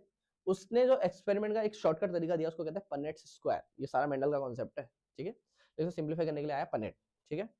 पनेट ने बनाया एक पनेट स्क्वायर, ठीक है। उसने बोला कि देखो भैया, ये वाला एक एक करके से क्रॉस करेगा, ये वाला एक एक करके से क्रॉस करेगा, ये एक एक करके ऐसे 16 आने वाले, ये मुझे पता है 16 क्रॉसेस आने वाले। तो क्यों ना इसको मैं पहले से अपने एक शॉर्टकट से करूं, ठीक है। तो सुनो, उसने बनाया एक डब्बा, क्योंकि उसको पता है कि 16 बॉक्सेस बनाने पड़ेंगे, क्योंकि 16 आंसर आने वाले हैं। समझ में आ गया। तो इसको करते हैं हम 16 पार्ट्स में डिवाइड, 4 8 16, ये रहा। पक्का क्लियर है। अब ये एक एक करके क्रॉस करने वाले हैं, तो एक एक करके इनको पहले लिख देते हैं, ठीक है। दिमाग लगाना जरा ध्यान से। तो सुनो, कैपिटल आर कैपिटल वाई, दूसरा वाला कैपिटल आर स्मॉल वाई, तीसरा स्मॉल आर कैपिटल वाई, और स्मॉल आर स्मॉल वाई। बताओ समझ में आया कि नहीं आया? ठीक है, तो मैं बार बार बोल रहा हूँ, दोबारा समझ लो अगर तुम दिक्कत हो रही है तो। मोनो हाइब्रिड से, तो मोनो हाइब्रिड क्या होता है, एक बार में एक कैरेक्टर को कंसीडर करना, एक बार में हाइट ले लो, कलर ले लो, शेप ले लो, कुछ भी ले लो। तो हमने ले लिया, मान लो फॉर एग्जांपल हाइट को ले लिया, टॉल को डॉफ से क्रॉस करा रहे, टॉल का मतलब कैपिटल टी और डॉफ का मतलब स्मॉल टी। तो हमने capital T small T cross कराया, तो आए निकल कर F1 जनरेशन, पहला वाला दूसरा वाला ऐसे ऐसे करके क्रॉस करके F1 जनरेशन आ गई। F2 जनरेशन निकालने के लिए हम F1 की ही सेल्फिंग करा देते हैं। तो जब F1 की सेल्फिंग कराई वो यहाँ पर निकल कर आया, तो पहला वाला पहले वाले के साथ, पहला दूसरा, दूसरा पहला, दूसरा दूसरा, ये निकल कर आया। और अगर आप ध्यान से देखोगे तो कैपिटल टी एक है, कैपिटल टी स्मॉल टी जैसे दो है, और स्मॉल टी एक है। पक्का क्लियर? और टॉल कितने दिखाई दे रहे हैं? तीन, डॉफ कितना दिखाई दे रहा है? एक। तो इसको कहते हैं मोनो हाइब्रिड क्रॉस। इसको क्या बोला जाता है? मोनो हाइब्रिड क्रॉस बोला जाता है। फिर आता है डाई हाइब्रिड क्रॉस, एक बारी में दो कैरेक्टर्स को कंसीडर करना। क्लियर? एक बारी में दो कैरेक्टर कंसीडर किए जा रहे हैं, that is called dihybrid cross. इतना समझ में आ गया मैंने क्या बोला? अब समझो जरा ध्यान से डाई हाइब्रिड क्रॉस के बारे में। एक बारी में दो कैरेक्टर कंसीडर कर रहे हैं, तो इसका मतलब आप हाइट और कलर, कलर और शेप, हाइट और शेप आप किसी को भी ले सकते हो। हमने हाइट के बारे में बात कर ली, तो हम कलर और शेप ले रहे हैं। कलर दो तरीके का है, येलो और ग्रीन। डोमिनेंट जो है वो येलो है, ग्रीन रिसेसिव है, तो इसका मतलब येलो को कैपिटल वाई से डिनोट करेंगे, ग्रीन को स्मॉल वाई से। शेप की बात की जाए तो राउंड और रिंकल, राउंड कैपिटल आर और रिंकल जो है स्मॉल आर। इतना क्लियर है? इनका जब क्रॉस सेटअप किया गया तो वो ये निकल कर आया। क्लियर? तो अब हमने जो पेरेंट लिया वो डोमिनेंट, एक का डोमिनेंट दूसरे का डोमिनेंट, और दूसरी तरफ एक का रिसेसिव दूसरे का रिसेसिव। अब उल्टा भी कर सकते थे, एक का डोमिनेंट दूसरे का रिसेसिव, इसका रिसेसिव दूसरे का डोमिनेंट, ये भी कर सकते थे। यहाँ पे आके दोनों चीजें सेम हो जानी है। ठीक? अच्छा, इनके अलील्स लिख दिए, अलील्स तो आपको पता ही पिछले वाले से निकाले गए। पहले अब देखो बात यही है कि एक एक करके करोगे तब भी यही आने वाला, और ये करोगे तब भी यही आने वाला, क्योंकि दोनों सेम है तो दोनों से एक ही आएगा। ये दोनों सेम है, ऐसे ही आएगा। पक्का क्लियर? ये निकल कर आया F1 जनरेशन। फिर F2 निकालने के लिए F1 की सेल्फिंग कराई जाती है। ठीक है, जब इसकी सेल्फिंग कराएंगे इसी से, तो दिक्कत ये है कि यहाँ पर तो हो गया, दोनों में से कोई भी एक उठा लो क्योंकि दोनों सेम है। चाहे आप पहला वाला उठाओ तब भी यही आंसर आएगा, दूसरा वाला उठाओ तब भी यही आंसर आएगा, सब में ऐसी था। लेकिन जब इसकी F1 की सेल्फिंग कराई गई तो ऐसा निकल कर आया। इसमें ऐसा हो नहीं सकता, क्योंकि पहला वाला उठाओगे तो अलग बात आएगी और दूसरा वाला उठाओगे तो अलग बात आएगी। तो पहले हमने इसको सिंप्लीफाई कर लिया, दोनों सिंप्लीफाई करा, और सिंप्लीफाई करने के बाद हमको पता लग गया कि ये क्रॉस करने वाले हैं, तो एक एक करके ये चारों से क्रॉस करेगा, 4 आएंगे। फिर ये चारों से क्रॉस करेगा, 8 हो जाएंगे। ये चारों से क्रॉस करेगा, फिर 12 हो जाएंगे। फिर लास्ट वाला इन चारों से क्रॉस करेगा, वही हमने शॉर्टकट यहाँ पे लिख लिया। इतना क्लियर है? तो ये वाला पूरा सेट जो है वो हमने ऊपर लिख दिया, और जो ये वाला सेट है पूरा वो यहाँ पे लिख देंगे। ठीक है, तो सुनना, capital R capital Y, capital R small R capital Y, और स्मॉल आर स्मॉल वाई। बताओ समझ में आया कि नहीं आया? पक्का क्लियर है? अब हम करेंगे इनके अलील के सेटअप के नाम लिखेंगे। तो सुनो, अब कुछ नहीं करना तुम्हें, बहुत आसान है। कंफ्यूजन पता नहीं क्यों कंफ्यूजन होती है ये सारे बच्चों को, इसलिए ध्यान से समझना। आपको ये वाला बॉक्स भरना है, तो ये दोनों अलील एक साथ यहाँ पे लिखने हैं। मान लो फॉर एग्जांपल आपको ये वाला बॉक्स भरना है, तो ये आपको ये दोनों अलील यहाँ पे लिखने होंगे। फॉर एग्जांपल ये वाला आपको बॉक्स भरना है, तो ये और ये यहाँ पे लिखना होगा। बस याद रखना कि जो आर आर है वो एक तरफ आए और वाई वाई जो है वो एक तरफ आए। ठीक है, जैसे फॉर एग्जांपल पहले वाले को देखोगे तो कैपिटल आर कैपिटल वाई हो रहा है कि नहीं हो रहा? मान लो फॉर एग्जांपल इसको भरते हैं, तो ऊपर से आएगा ये और ये नीचे से आएगा, तो पहले कैपिटल वाला लिखेंगे, तो capital R capital Y small Y. होगा कि नहीं होगा? समझ में आ गया? अब मेरे साथ साथ अपने मतलब पढ़ रहे हो तो अपने साथ मेरे साथ बोलते रहना। ठीक है, तो सुनो, capital R capital Y small Y. होगा कि नहीं होगा? Capital R capital Y. होगा कि नहीं होगा? Capital R capital Y small Y. समझ में आया मैंने क्या बोला? जैसे यहाँ पर capital R capital Y small Y, capital R small Y. यहाँ पे क्या होगा? Capital R capital Y small Y. यहाँ पे होगा capital R small Y. Easy, आसान है। यहाँ पे देखो, कैपिटल आर कैपिटल वाई, ये जैसे फिल कर दिया हमने। ये होगा स्मॉल आर कैपिटल वाई। ये होगा स्मॉल आर कैपिटल वाई। होगा कि नहीं? इसको देखो, capital R capital Y small Y. ठीक है, ये होगा कैपिटल आर स्मॉल वाई। ये होगा small R capital Y small Y, और ये होगा स्मॉल आर स्मॉल वाई। बताओ समझ में आया कि नहीं आया? इजी, पक्का क्लियर है? दिमाग लगाना जरा ध्यान से। ठीक है, सुनो, अब आपको ये सारे चीजें समझ में आ गई। ठीक है, ये अभी आपने जो भरा ये है जीनोटाइप, लेकिन हमको दिखाई कैसा देगा? वो है फिनोटाइप। इसके बारे में बात करते हैं, तो फिनोटाइप क्या होता है तो समझो जरा ध्यान से। ठीक है, तो कैपिटल आर किसको डिनोट करता है दोस्तों? राउंड। किसको डिनोट करता है? राउंड। और कैपिटल वाई किसको डिनोट करता है? येलो। तो ये निकल कर आएगा राउंड येलो, शॉर्टकट में लिखूंगा। ठीक है। ये भी क्या निकला, capital R is round, capital Y small Y में किसकी बात मानी जाएगी, कैपिटल वाई की, और कैपिटल वाई क्या होता है, येलो, तो राउंड येलो। बताओ समझ में आया कि नहीं आया। दूसरा देखो, कैपिटल आर स्मॉल आर और कैपिटल वाई, तो कैपिटल आर स्मॉल आर में कैपिटल आर की बात मानी जाएगी, कैपिटल आर इज राउंड और small capital Y is yellow. ये भी क्या होगा, राउंड येलो, होगा कि नहीं होगा। कैपिटल आर की बात मानेंगे राउंड, कैपिटल वाई की बात मानेंगे yellow. Capital R small Y, capital is round, लेकिन स्मॉल वाई इज ग्रीन, तो ये राउंड क्या हो जाएगा, ग्रीन हो जाएगा। बताओ समझ में आया कि नहीं आया, पक्का clear. Capital R small R round, capital Y small Y is sorry yellow, समझ में आया। Capital R small R is round, small Y is green, capital R small R is round, capital Y is yellow, capital R small R is round, capital Y small Y is yellow.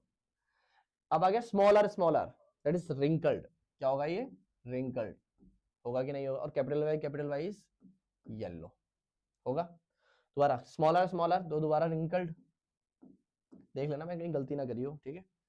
Capital Y small Y is yellow, बताओ समझ में आया कि नहीं आया। Capital R small R तो इस round, capital Y small Y is दोबारा येलो ये भी क्या होगा, राउंड, लेकिन इस बार ये होगा ग्रीन। ये क्या होगा, रिंकल्ड येलो और ये क्या होगा, रिंकल्ड ग्रीन। बताओ समझ में आया कि नहीं आया, सारे निकाल दिए, इजी, पक्का समझ में आ गया। अब हम लिखेंगे इनके बारे में कि ये कौन कितने राउंड आए, कितने रिंकल्ड आए वगैरह वगैरह, ठीक है। तो हम करेंगे इसकी फिजिकल अपीयरेंस के बारे में बात, ठीक है। तो सुनो, देखो कुछ तो होंगे राउंड येलो, कुछ क्या होंगे, राउंड येलो ठीक है। कुछ होंगे राउंड ग्रीन, कुछ क्या होंगे, राउंड ग्रीन। कुछ होंगे रिंकल्ड येलो, रिंकल्ड येलो, और कुछ होंगे रिंकल्ड ग्रीन। बताओ समझ में आया कि नहीं आया, ठीक है। तो चलो देखते हैं कितने हैं राउंड येलो, कितने हैं, ठीक है। अब दिमाग लगाना जरा ध्यान से, ठीक है। अब मैं देखो इन पे क्रॉस लगा देता, लेकिन अब जब बाद में आप देखोगे तो आपको कंफ्यूजन होगी, इससे बचने के लिए मैं इस पे क्रॉस तो लगाऊंगा लेकिन वो हट भी जाएगा, ठीक है। तो इसलिए आपको मैं ध्यान से समझाने के लिए कर रहा हूँ ये काम, ठीक है। तो सुनो, ठीक है। तो राउंड येलो कितने हैं, राउंड येलो कितने हैं, एक राउंड येलो दिख रहा है, ऐसे ही हम क्रॉस लगाएंगे, ठीक है। तो राउंड येलो कितने, एक। तो ये रहा पहला राउंड येलो, 2 3 4 5 6 7 8 9, ये 9 राउंड येलो है कि नहीं है, बताओ, ठीक है। तो राउंड येलो कितने आ रहे हैं दोस्तों, राउंड येलो आ रहे हैं 9, कितने आ रहे हैं 9, पक्का क्लियर है। राउंड ग्रीन की अगर बात की जाए तो राउंड ग्रीन कितने, अच्छा ये भी मैंने चेंज कर दिया गया, एक सेकेंड, ये है 9, ठीक है। राउंड ग्रीन कितने हैं दोस्तों, दिमाग लगाना जरा ध्यान से, राउंड ग्रीन, ठीक है, सुनना, राउंड ग्रीन एक, ठीक है, राउंड ग्रीन दो, ठीक है, और राउंड ग्रीन तीन। इसके अलावा कोई और है क्या राउंड ग्रीन, नहीं है। तो राउंड ग्रीन कितने हो गए, राउंड ग्रीन हो गए 3। बताओ समझ में आया कि नहीं आया। फिर आता है रिंकल्ड येलो, क्या आता है, रिंकल्ड येलो, रिंकल्ड येलो एक, रिंकल्ड येलो दो, और रिंकल्ड येलो तीन। इसके अलावा कोई और है क्या रिंकल्ड येलो, नहीं है। तो रिंकल्ड येलो कितने हो गए दोस्तों, 3। और अगर आप लास्ट देखोगे रिंकल्ड ग्रीन सिर्फ एक ही है, और वो ये रहा, रिंकल्ड येलो सिर्फ एक ही है जो ये है। बताओ समझ में आया क्या, रिंकल्ड ग्रीन एक ही है जो ये है, और इसका नंबर है 1। बताओ समझ में आया कि नहीं आया। ये निकल कर आई है फिनोटाइप रेशियो, क्या निकल कर आई है, फिजिकल अपीयरेंस, क्योंकि राउंड येलो हमने ये कंसीडर करना कितने कैपिटल, अगर आप जीनोटाइप रेशियो निकालोगे तो उसके अंदर क्या आएगा, कैपिटल आर कैपिटल वाई, जैसे कितने, एक भी नहीं तो ये एक। फिर capital R capital Y small Y, जैसे कितने, ये 2। कितना ज्यादा कंज्यूमिंग हो जाएगा, टाइम कंज्यूमिंग कितना ज्यादा है, इसलिए हम जीनोटाइप रेशियो पे पता नहीं लगाते, याद रखना इस बात को। हम सिर्फ फिनोटाइप रेशियो पता लगाते हैं, जो आपने जो निकाली अभी अभी ये फिनोटाइप रेशियो दोस्तों, ठीक है। ये क्या है, फिनोटाइप रेशियो, रीजन, ठीक है। जीनोटाइप रेशियो निकालना बहुत ज्यादा लंबा प्रोसेस है और हमारे सिलेबस में भी नहीं है, समझ आ गया। तो जो फिनोटाइप रेशियो वो है 9:3:1, पक्का क्लियर है। 9 कौन से है, 9 है राउंड येलो, राउंड ग्रीन कितने, 3, रिंकल्ड येलो कितने, 3, और रिंकल्ड ग्रीन कितना, सिर्फ 1। That is 9:3:3:1। अब आप बोलोगे कि भैया 9:3:3:1 तो याद हो जाएगा हमें, लेकिन ये 9 है ये 3 है, ये कैसे पता लगेगा? बॉक्स बॉक्स में जब बना के देखोगे तो एग्जैक्टली पता लग जाएगा। लेकिन मैं आपको एक शॉर्टकट तरीका भी बताऊंगा अभी कि आप डायरेक्टली कैसे बता सकते हो कि कौन 9 है कौन 3 है बिना डब्बा बनाए। तो भी हम आएंगे उस पर, लेकिन अभी इसको समझो जरा ध्यान से। तो अगर आप ध्यान से देखोगे यार तो ये क्रॉस बनकर तैयार हो गया। पक्का समझ में आ गया? अच्छा, जीनोटाइप रेशियो हम पढ़ते नहीं है, लेकिन होती क्या है मैं थोड़ा सा जल्दी बोलूंगा, आपको समझ में आएगा तो अच्छी बात है, नहीं आएगा तो पढ़ना भी नहीं है, ठीक है। तो असलियत में जीनोटाइप रेशियो होती है 1:2:1, 2:4:2, फिर 1:2:1। तो 1:2:1, 2:4:2, 1:2:1। मैंने जो नंबर बोला इसको अगर आप ऐड करोगे तो पता है कितना आएगा? ये टोटल आएगा 16। वैसे ही आप फिनोटाइप रेशियो को देख लो, तो 9 + 3 12, 3 + 9 + 3 12, 12 + 3 15, 15 + 1 16। तो आंसर 16 ही आने वाला है। जब आपने क्रॉस करके आंसर निकाला और आपका आंसर 16 नहीं आया तो उसमें आपने कहीं ना कहीं गलती करी है। बताओ समझ में आया कि नहीं आया? इजी? पक्का समझ में आया? मैंने क्या बोला? ये है फिनोटाइप रेशियो। यहां तक अगर किसी को दिक्कत है तो सोचो बताओ, ठीक है। अगर हाँ एक चीज और, अगर आपको कोई भी दिक्कत है तो आप कमेंट में डाल देना भाई, मैं देख लूंगा, ठीक है। तो इस बात को ध्यान रखना। अच्छा यार ये गलत हो गया, गलत का मतलब ये वो हो गया, मिट गया शायद, तो ये कैपिटल वाई है।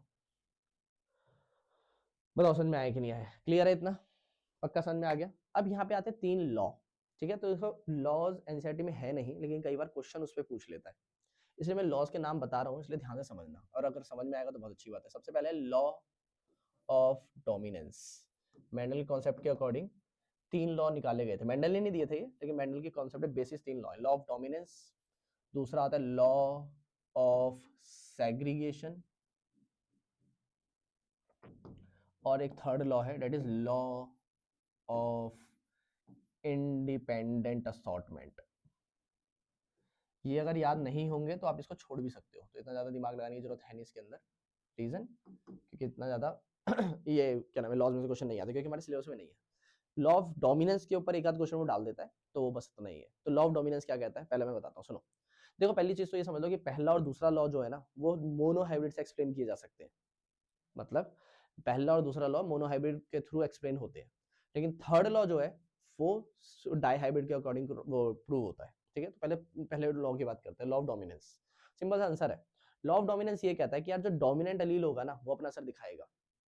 इसका मतलब लॉ ऑफ डोमिनेंस ये कहता है कि जो भी डोमिनेंट अलील होगा वो अपना असर दिखाएगा।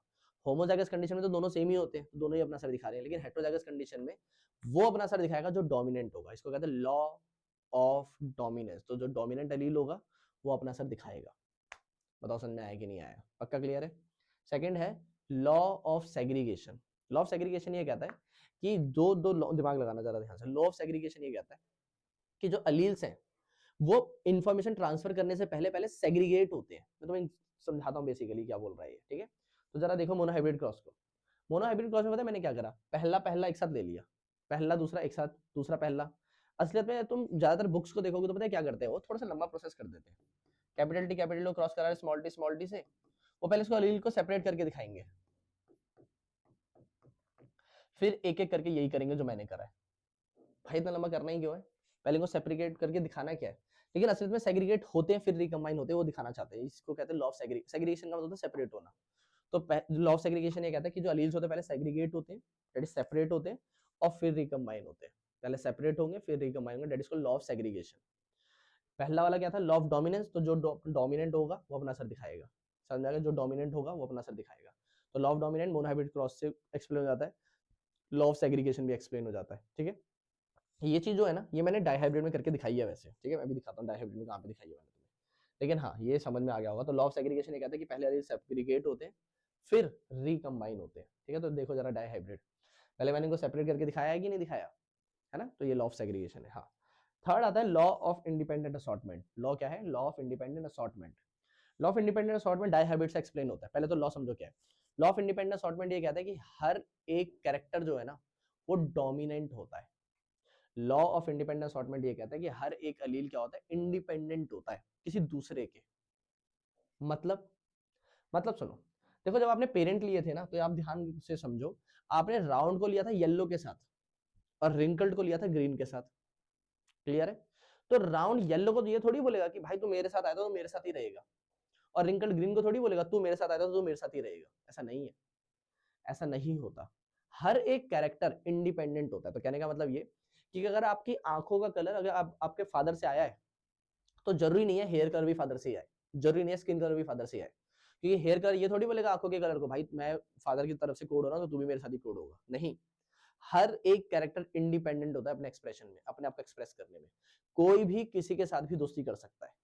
तो अगर आप ध्यान से देखोगे तो आपने जब पेरेंट लिए थे तो आपने था राउंड को येलो के साथ, किसको लिया था, राउंड को येलो के साथ, लेकिन जब जनरेशन निकल कर आई तो राउंड येलो के साथ तो आया ही आया, राउंड ग्रीन के साथ भी आया, है ना। राउंड येलो के साथ तो आया ही आया, राउंड ग्रीन के साथ भी आया। तो राउंड इंडिपेंडेंट है। वैसे कलर भी इंडिपेंडेंट है, ग्रीन ने ये थोड़ी बोला कि मैं राउंड के साथ ही आऊंगा, ग्रीन तो ग्रीन कलर के साथ भी आया। समझ में आया मैंने क्या बोला। तो हर एक कैरेक्टर अपने आप इंडिपेंडेंट होता है अपने आप को एक्सप्रेस करने के लिए। ये है डाई हाइब्रिड क्रॉस के थ्रू एक्सप्लेन होने वाला law of independent assortment. Independent assortment मतलब हर कोई इंडिपेंडेंट अपनी इन्फॉर्मेशन एक्सप्रेस करने के लिए। बताओ समझ में आया कि नहीं आया, पक्का क्लियर है, समझ में आ गया। अब मैं आपको याद करने का तरीका बताता हूँ कि 9:3:3 आप लाइन से कैसे याद कर सकते हो। तो सिंपल सा आंसर है यार, ध्यान से समझो। मुझे बताना डोमिनेंट कौन था कलर में, येलो, और शेप में डोमिनेंट कौन है, राउंड। तो जब डोमिनेंट इसका और डोमिनेंट इसका जब आता है तो सबसे बड़ा नंबर होता है। इजी, अब तो तुम बाकी बात समझ ही गए होगे, ठीक है। तो इसका डोमिनेंट एक साथ आ गया तो सबसे बड़ा नंबर दैट इज 9।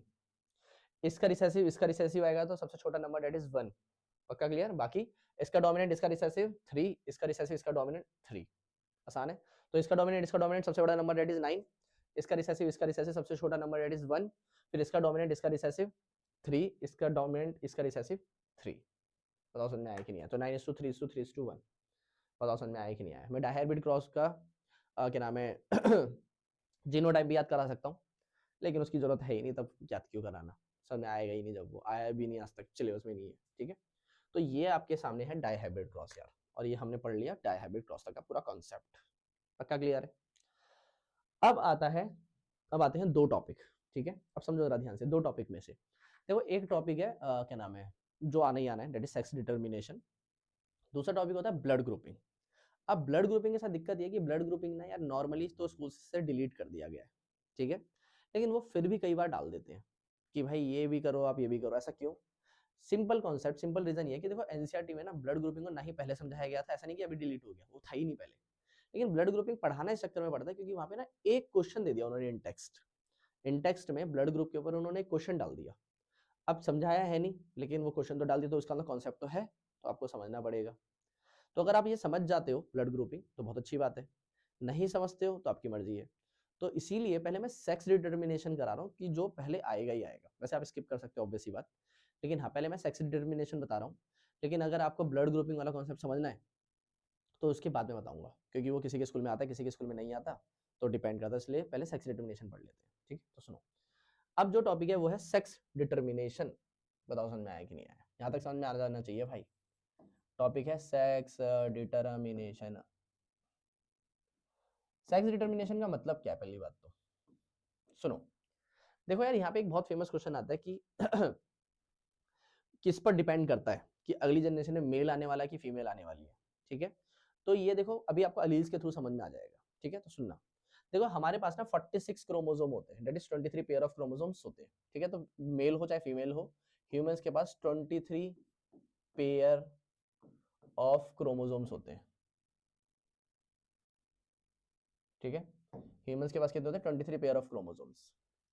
इसमें से, अरे यार क्या कर रहा है ये, 23 पेयर ऑफ क्रोमोसोम्स होते हैं, जिसमें से 22 पेयर जो होते हैं ना यार, 22 पेयर का मतलब समझ रहे हो, 22 पेयर का मतलब होता है 44 क्रोमोसोम्स। वो सब में सेम होते हैं, same in male and female, ठीक है। मेल और फीमेल में क्या होते हैं, ये सेम होते हैं, ठीक है। सुनना, लेकिन जो एक पेयर बचा, मतलब 2 क्रोमोसोम्स, ये डिफरेंट होते हैं, मेल में अलग होंगे और फीमेल में अलग। जो क्रोमोसोम सेम होते हैं ना दोस्तों, जो क्रोमोसोम सेम होते हैं उनको बोला जाता है ऑटोजोम्स। क्या बोला जाता है, ऑटोजोम्स। ये सारी स्लाइड्स आपको क्या नाम है टेलीग्राम चैनल पे मिल जाएगी, मेरे नीचे डिस्क्रिप्शन में लिंक होगा उसका, ठीक है। तो सारी चीजें किस में मिल जाती है, ऑटोजोम्स में मिल जाती है, और इनको क्या कहते हैं, ऑटोजोम जो सेम होते हैं। लेकिन जो डिफरेंट होता है ना, इसको बोला जाता है सेक्स क्रोमोजोम। इसको क्या बोला जाता है, सेक्स क्रोमोजोम, जो डिफरेंशिएशन करता है मेल और फीमेल के अंदर। बताओ समझ में आया कि नहीं आया, पक्का क्लियर है।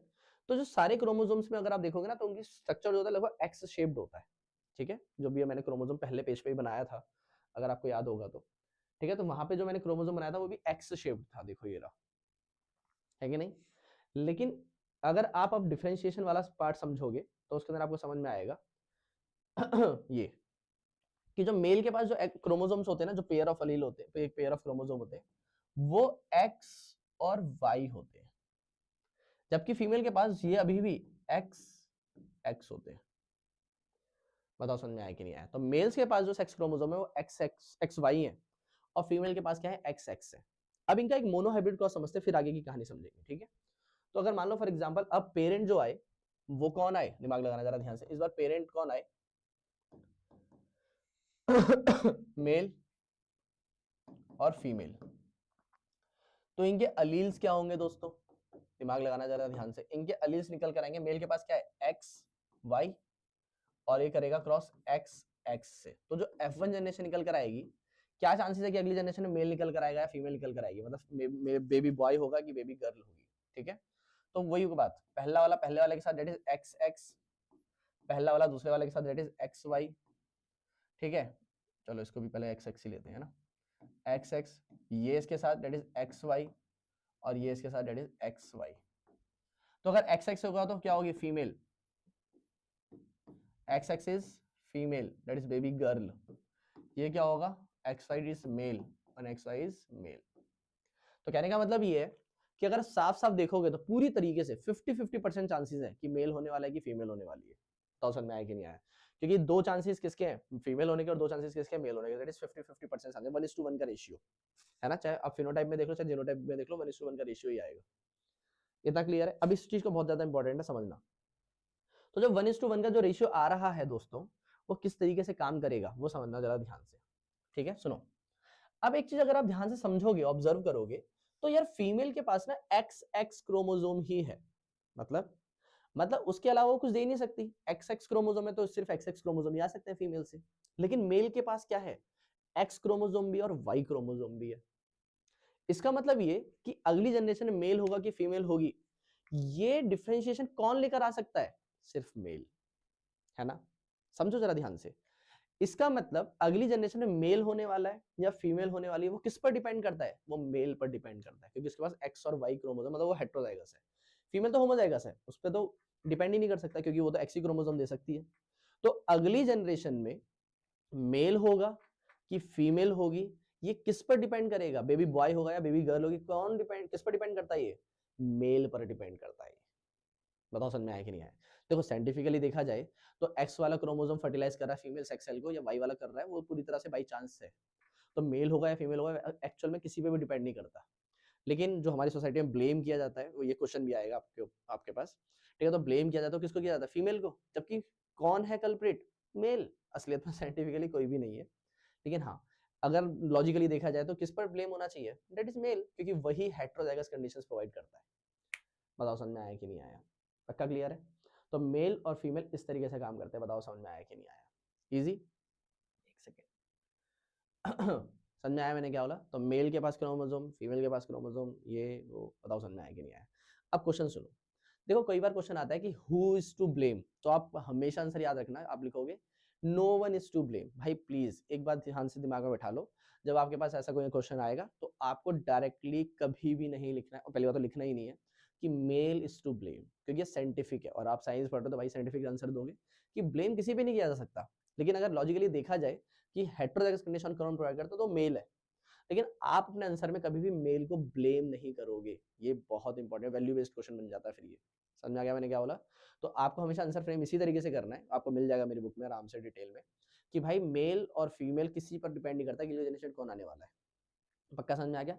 अगर वो क्वेश्चन में दे ही दे कि the next generation, the sex of a baby in the next generation is completely dependent on the father, explain, तो आप इसको एक्सप्लेन करोगे, बस ब्लेम नहीं करोगे।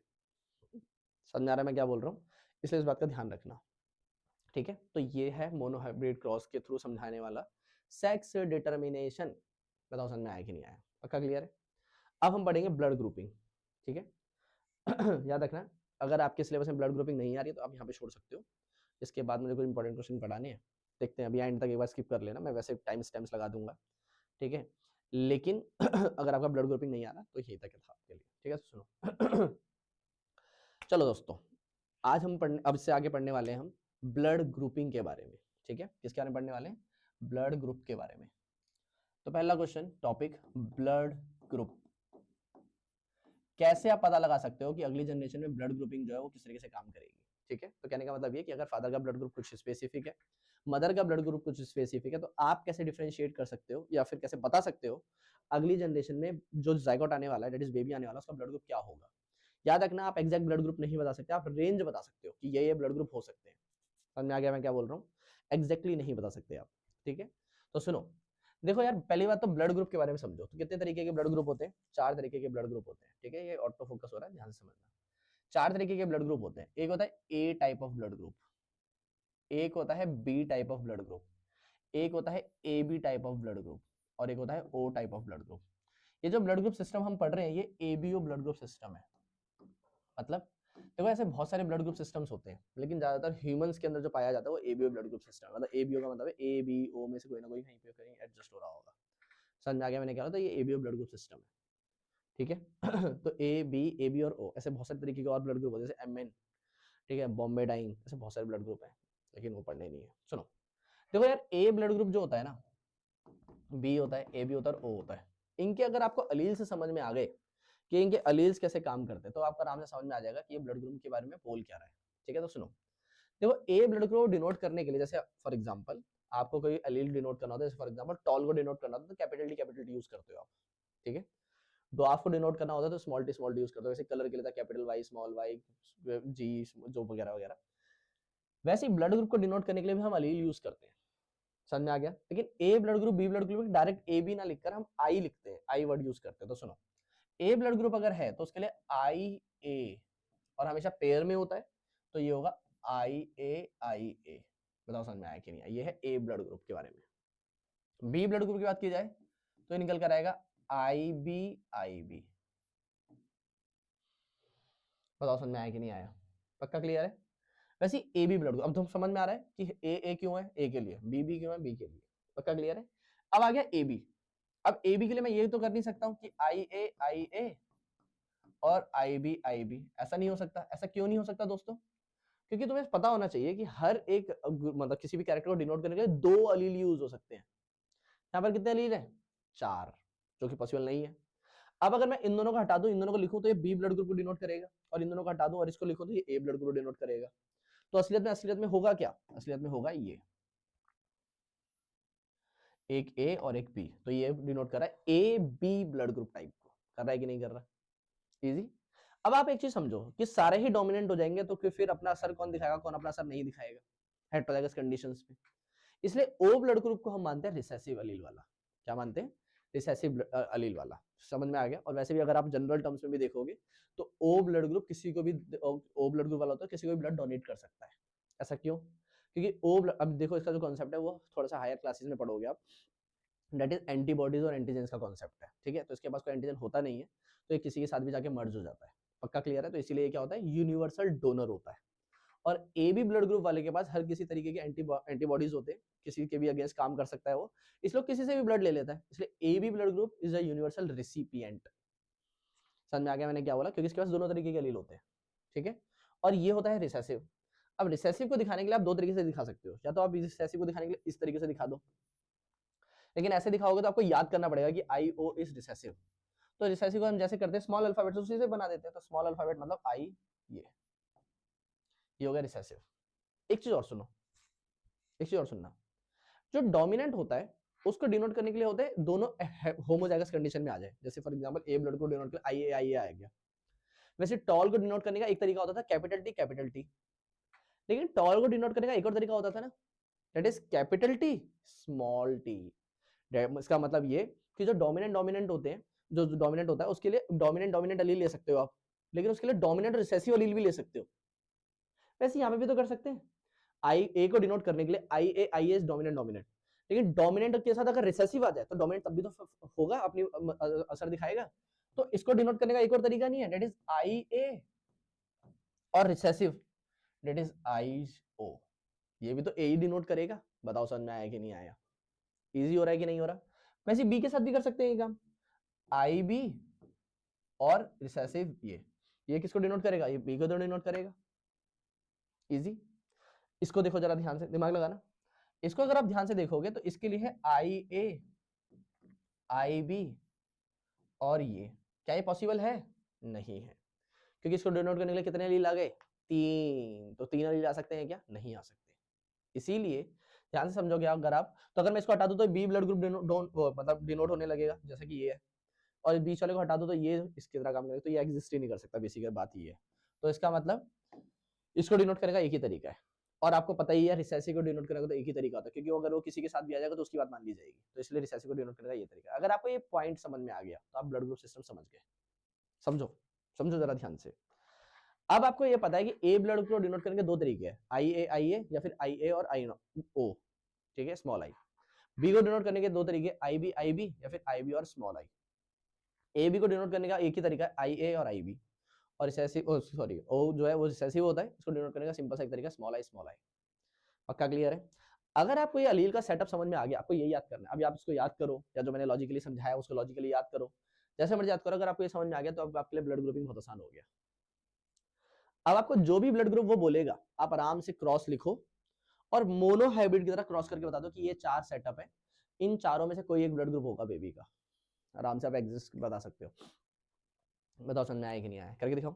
सुनो एक चीज और सुनो। मान लो फॉर एग्जांपल किसी दिन उसने बोल दिया कि फादर और मदर का जो ब्लड ग्रुप है वो ए बी है। चलो मैं करके दिखाता हूँ, दिमाग लगाना, ठीक है। उसने बोला, क्वेश्चन है ये, ठीक है, फादर का जो ब्लड ग्रुप है वो ए बी है और मदर का जो ब्लड ग्रुप है वो ओ है।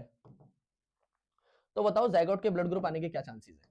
तो आप क्या करोगे भाई? सिंपल सा तरीका है, आप बोलोगे आई ए बी ब्लड ग्रुप जो होता है उसको डिनोट करने का लिए अलील होता है आई ए और आई बी। ओ को डिनोट करने के लिए स्मॉल आई। क्लियर है? अगर आप F1 जनरेशन निकालोगे इसकी तो ये निकल कर आएगा पहला वाला दैट इज आई ए आई, पहला वाला दूसरा वाला आई ए आई, दूसरा वाला पहला वाला आई बी आई और दूसरा वाला आई बी आई। तो इससे ब्लड ग्रुप डिनोट हो रहा है, दैट इज ये तो जीनोटाइप है ना, फिनोटाइप। ये ब्लड ग्रुप को डिनोट करेगा ए, ये बी, ये भी बी।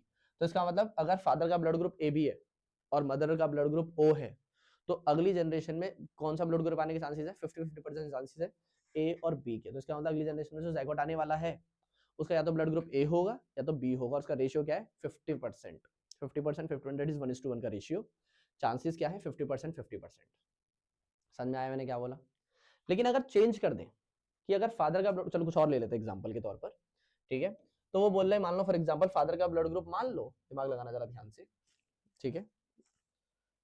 अरे यार हो जा फोकस, ठीक है। मान लो फॉर एग्जांपल वो बोले फादर का ब्लड ग्रुप, दोस्तों मान लो क्या ले, बताओ क्या ले? ए ले लेते हैं। फादर का ब्लड ग्रुप क्या है? मान लो फॉर एग्जांपल ए है।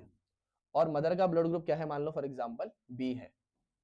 मदर का ब्लड ग्रुप क्या है? मान लो फॉर एग्जांपल बी है। तो अब वो बोलेगा कि अगली जनरेशन में क्या होगा जायगोट का ब्लड ग्रुप। अब यहाँ पे आप फंस जाओगे। पूछो क्यों? यहाँ पे आप इसलिए फंस जाओगे दोस्तों, क्योंकि यहाँ पे अगर आप ध्यान से देखोगे तो ए ब्लड ग्रुप और जो बी ब्लड ग्रुप है ना उसके दो अलील के सेटअप है।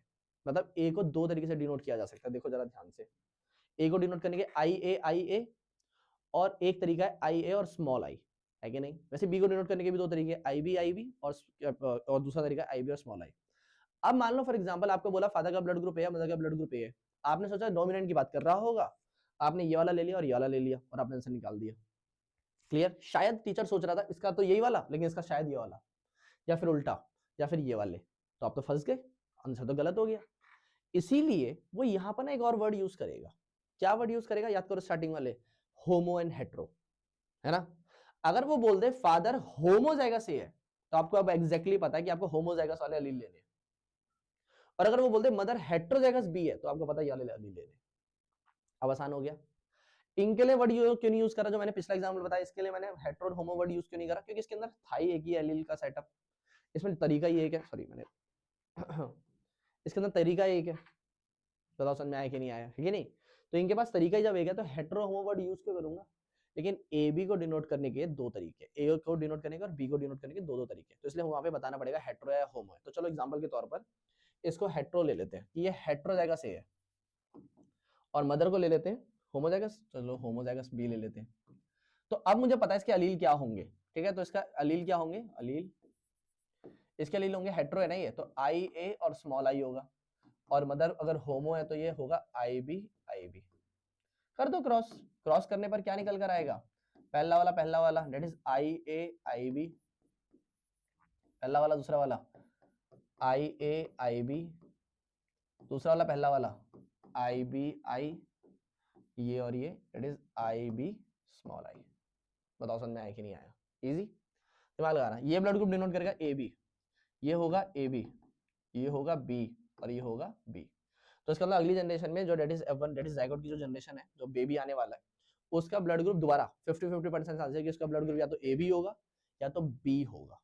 50% चांस है बी होने के, 50% चांसेस है ए बी होने के। देखो अगर ब्लड ग्रुप अलग हो रहा है तो वो सिर्फ म्यूटेशन सॉरी डीएनए कॉपिंग की एरर की वजह से होता है। ये सारी चीजें आती है। अब तुम्हें ये समझ में आ जाना चाहिए कि जो भी इन्फॉर्मेशन फादर और मदर से आती है वो अगली जनरेशन में ट्रांसफर होती है। समझ में आ गया? कई बार ऐसा होता है कि कुछ इन्फॉर्मेशन फादर के पास भी नहीं है, मदर के पास भी नहीं है, लेकिन अगली जनरेशन के पास आ गई। जैसे फॉर एग्जांपल कि फादर का आई कलर ब्लैक है, मदर का आई कलर ब्लैक है, लेकिन जो जाइगोट आ रहा है उसका आई कलर ब्राउन है। ऐसा क्यों हुआ? शायद ऐसा इसलिए भी हो सकता है कि जो फादर या मदर, जो फादर है या फिर जो मदर है, उनके जो पेरेंट्स रहे होंगे उनके पास ये इन्फॉर्मेशन रही होगी। अब जब उनके फादर और मदर से उनके पास इन्फॉर्मेशन आई तो उनके पास एक्सप्रेस नहीं हो पाई क्योंकि वो रिसेसिव हो गए। लेकिन अगली जनरेशन में जब उन्होंने इन्फॉर्मेशन दी तो रिसेसिव ताकत बन गया और उसने अपना सर दिखा दिया। तो ऐसा भी हो सकता है। लेकिन मान लो फॉर एग्जांपल दादा दादी नाना नानी के पास भी इन्फॉर्मेशन नहीं थी लेकिन फिर भी जायगोट के पास आ गई, तो ऐसा हो सकता है फिर एक अगला चांस दैट इज वेरिएशन। समझ में आ गया मैंने क्या बोला? तो वो चांस किसका हो सकता है? वेरिएशन का हो सकता है। ठीक है, वरना नॉर्मली फैमिली में कहीं ना कहीं रन कर रहा होगा, उन तक वो इन्फॉर्मेशन रिसेसिव रही होगी इसलिए एक्सप्रेस नहीं हो पाई, लेकिन अगली जनरेशन में रिसेसिव दर से भी और एक्सप्रेस हो गई। तो ये उसके चांसेस है। बताओ समझ में आया कि नहीं आया? पक्का क्लियर है? वैसे यहाँ पर है कुछ एक ब्लड ग्रुप टाइप ऐसा भी होगा जिसमें चारों ब्लड ग्रुप आने के चांसेस होते हैं। ठीक है, अगर आप उसको करोगे तो आपको समझ में आएगा। और जहां तक मुझे याद है क्या नाम है वो, ये होगा हेटेरोजाइगस, ये दोनों ले लो, ये दोनों अगर लोगे तो चारों चांसेस आने के चांसेस होंगे, चारों ब्लड ग्रुप आने के चांसेस होंगे, ए बी और ओ, है ना? तो वहां पे आप सही से प्रेडिक्ट भी नहीं कर सकते। तो इसका मतलब सबके 25-25-25-25% चांसेस है, दैट इज 1:1:1:1:1 का रेशियो होगा कि ए भी आ सकता है, बी भी आ सकता है, ए बी आ सकता है और ओ भी आ सकता है। वहां पे आप प्रेडिक्ट नहीं कर सकते। बताओ समझ में आया कि नहीं आया? ठीक है, तो ये पूरा कॉन्सेप्ट था ब्लड ग्रुपिंग का। क्लियर? ब्लड ग्रुपिंग खत्म। अब आओ दोबारा टॉपिक पे। तो अभी तक हमने क्या क्या पढ़ा यार? अभी तक हमने मोनोहाइब्रिड, डाइहाइब्रिड, मेंडल के कॉन्सेप्ट्स ये सब पढ़ लिए। चैप्टर नंबर 8 में इतना ही कॉन्सेप्ट है। इसके बाद इवोल्यूशन का पार्ट जो डिलीट हो गया वो हमें पढ़ना नहीं है, लेकिन हेरिडिटी का इतना सा कॉन्सेप्ट है।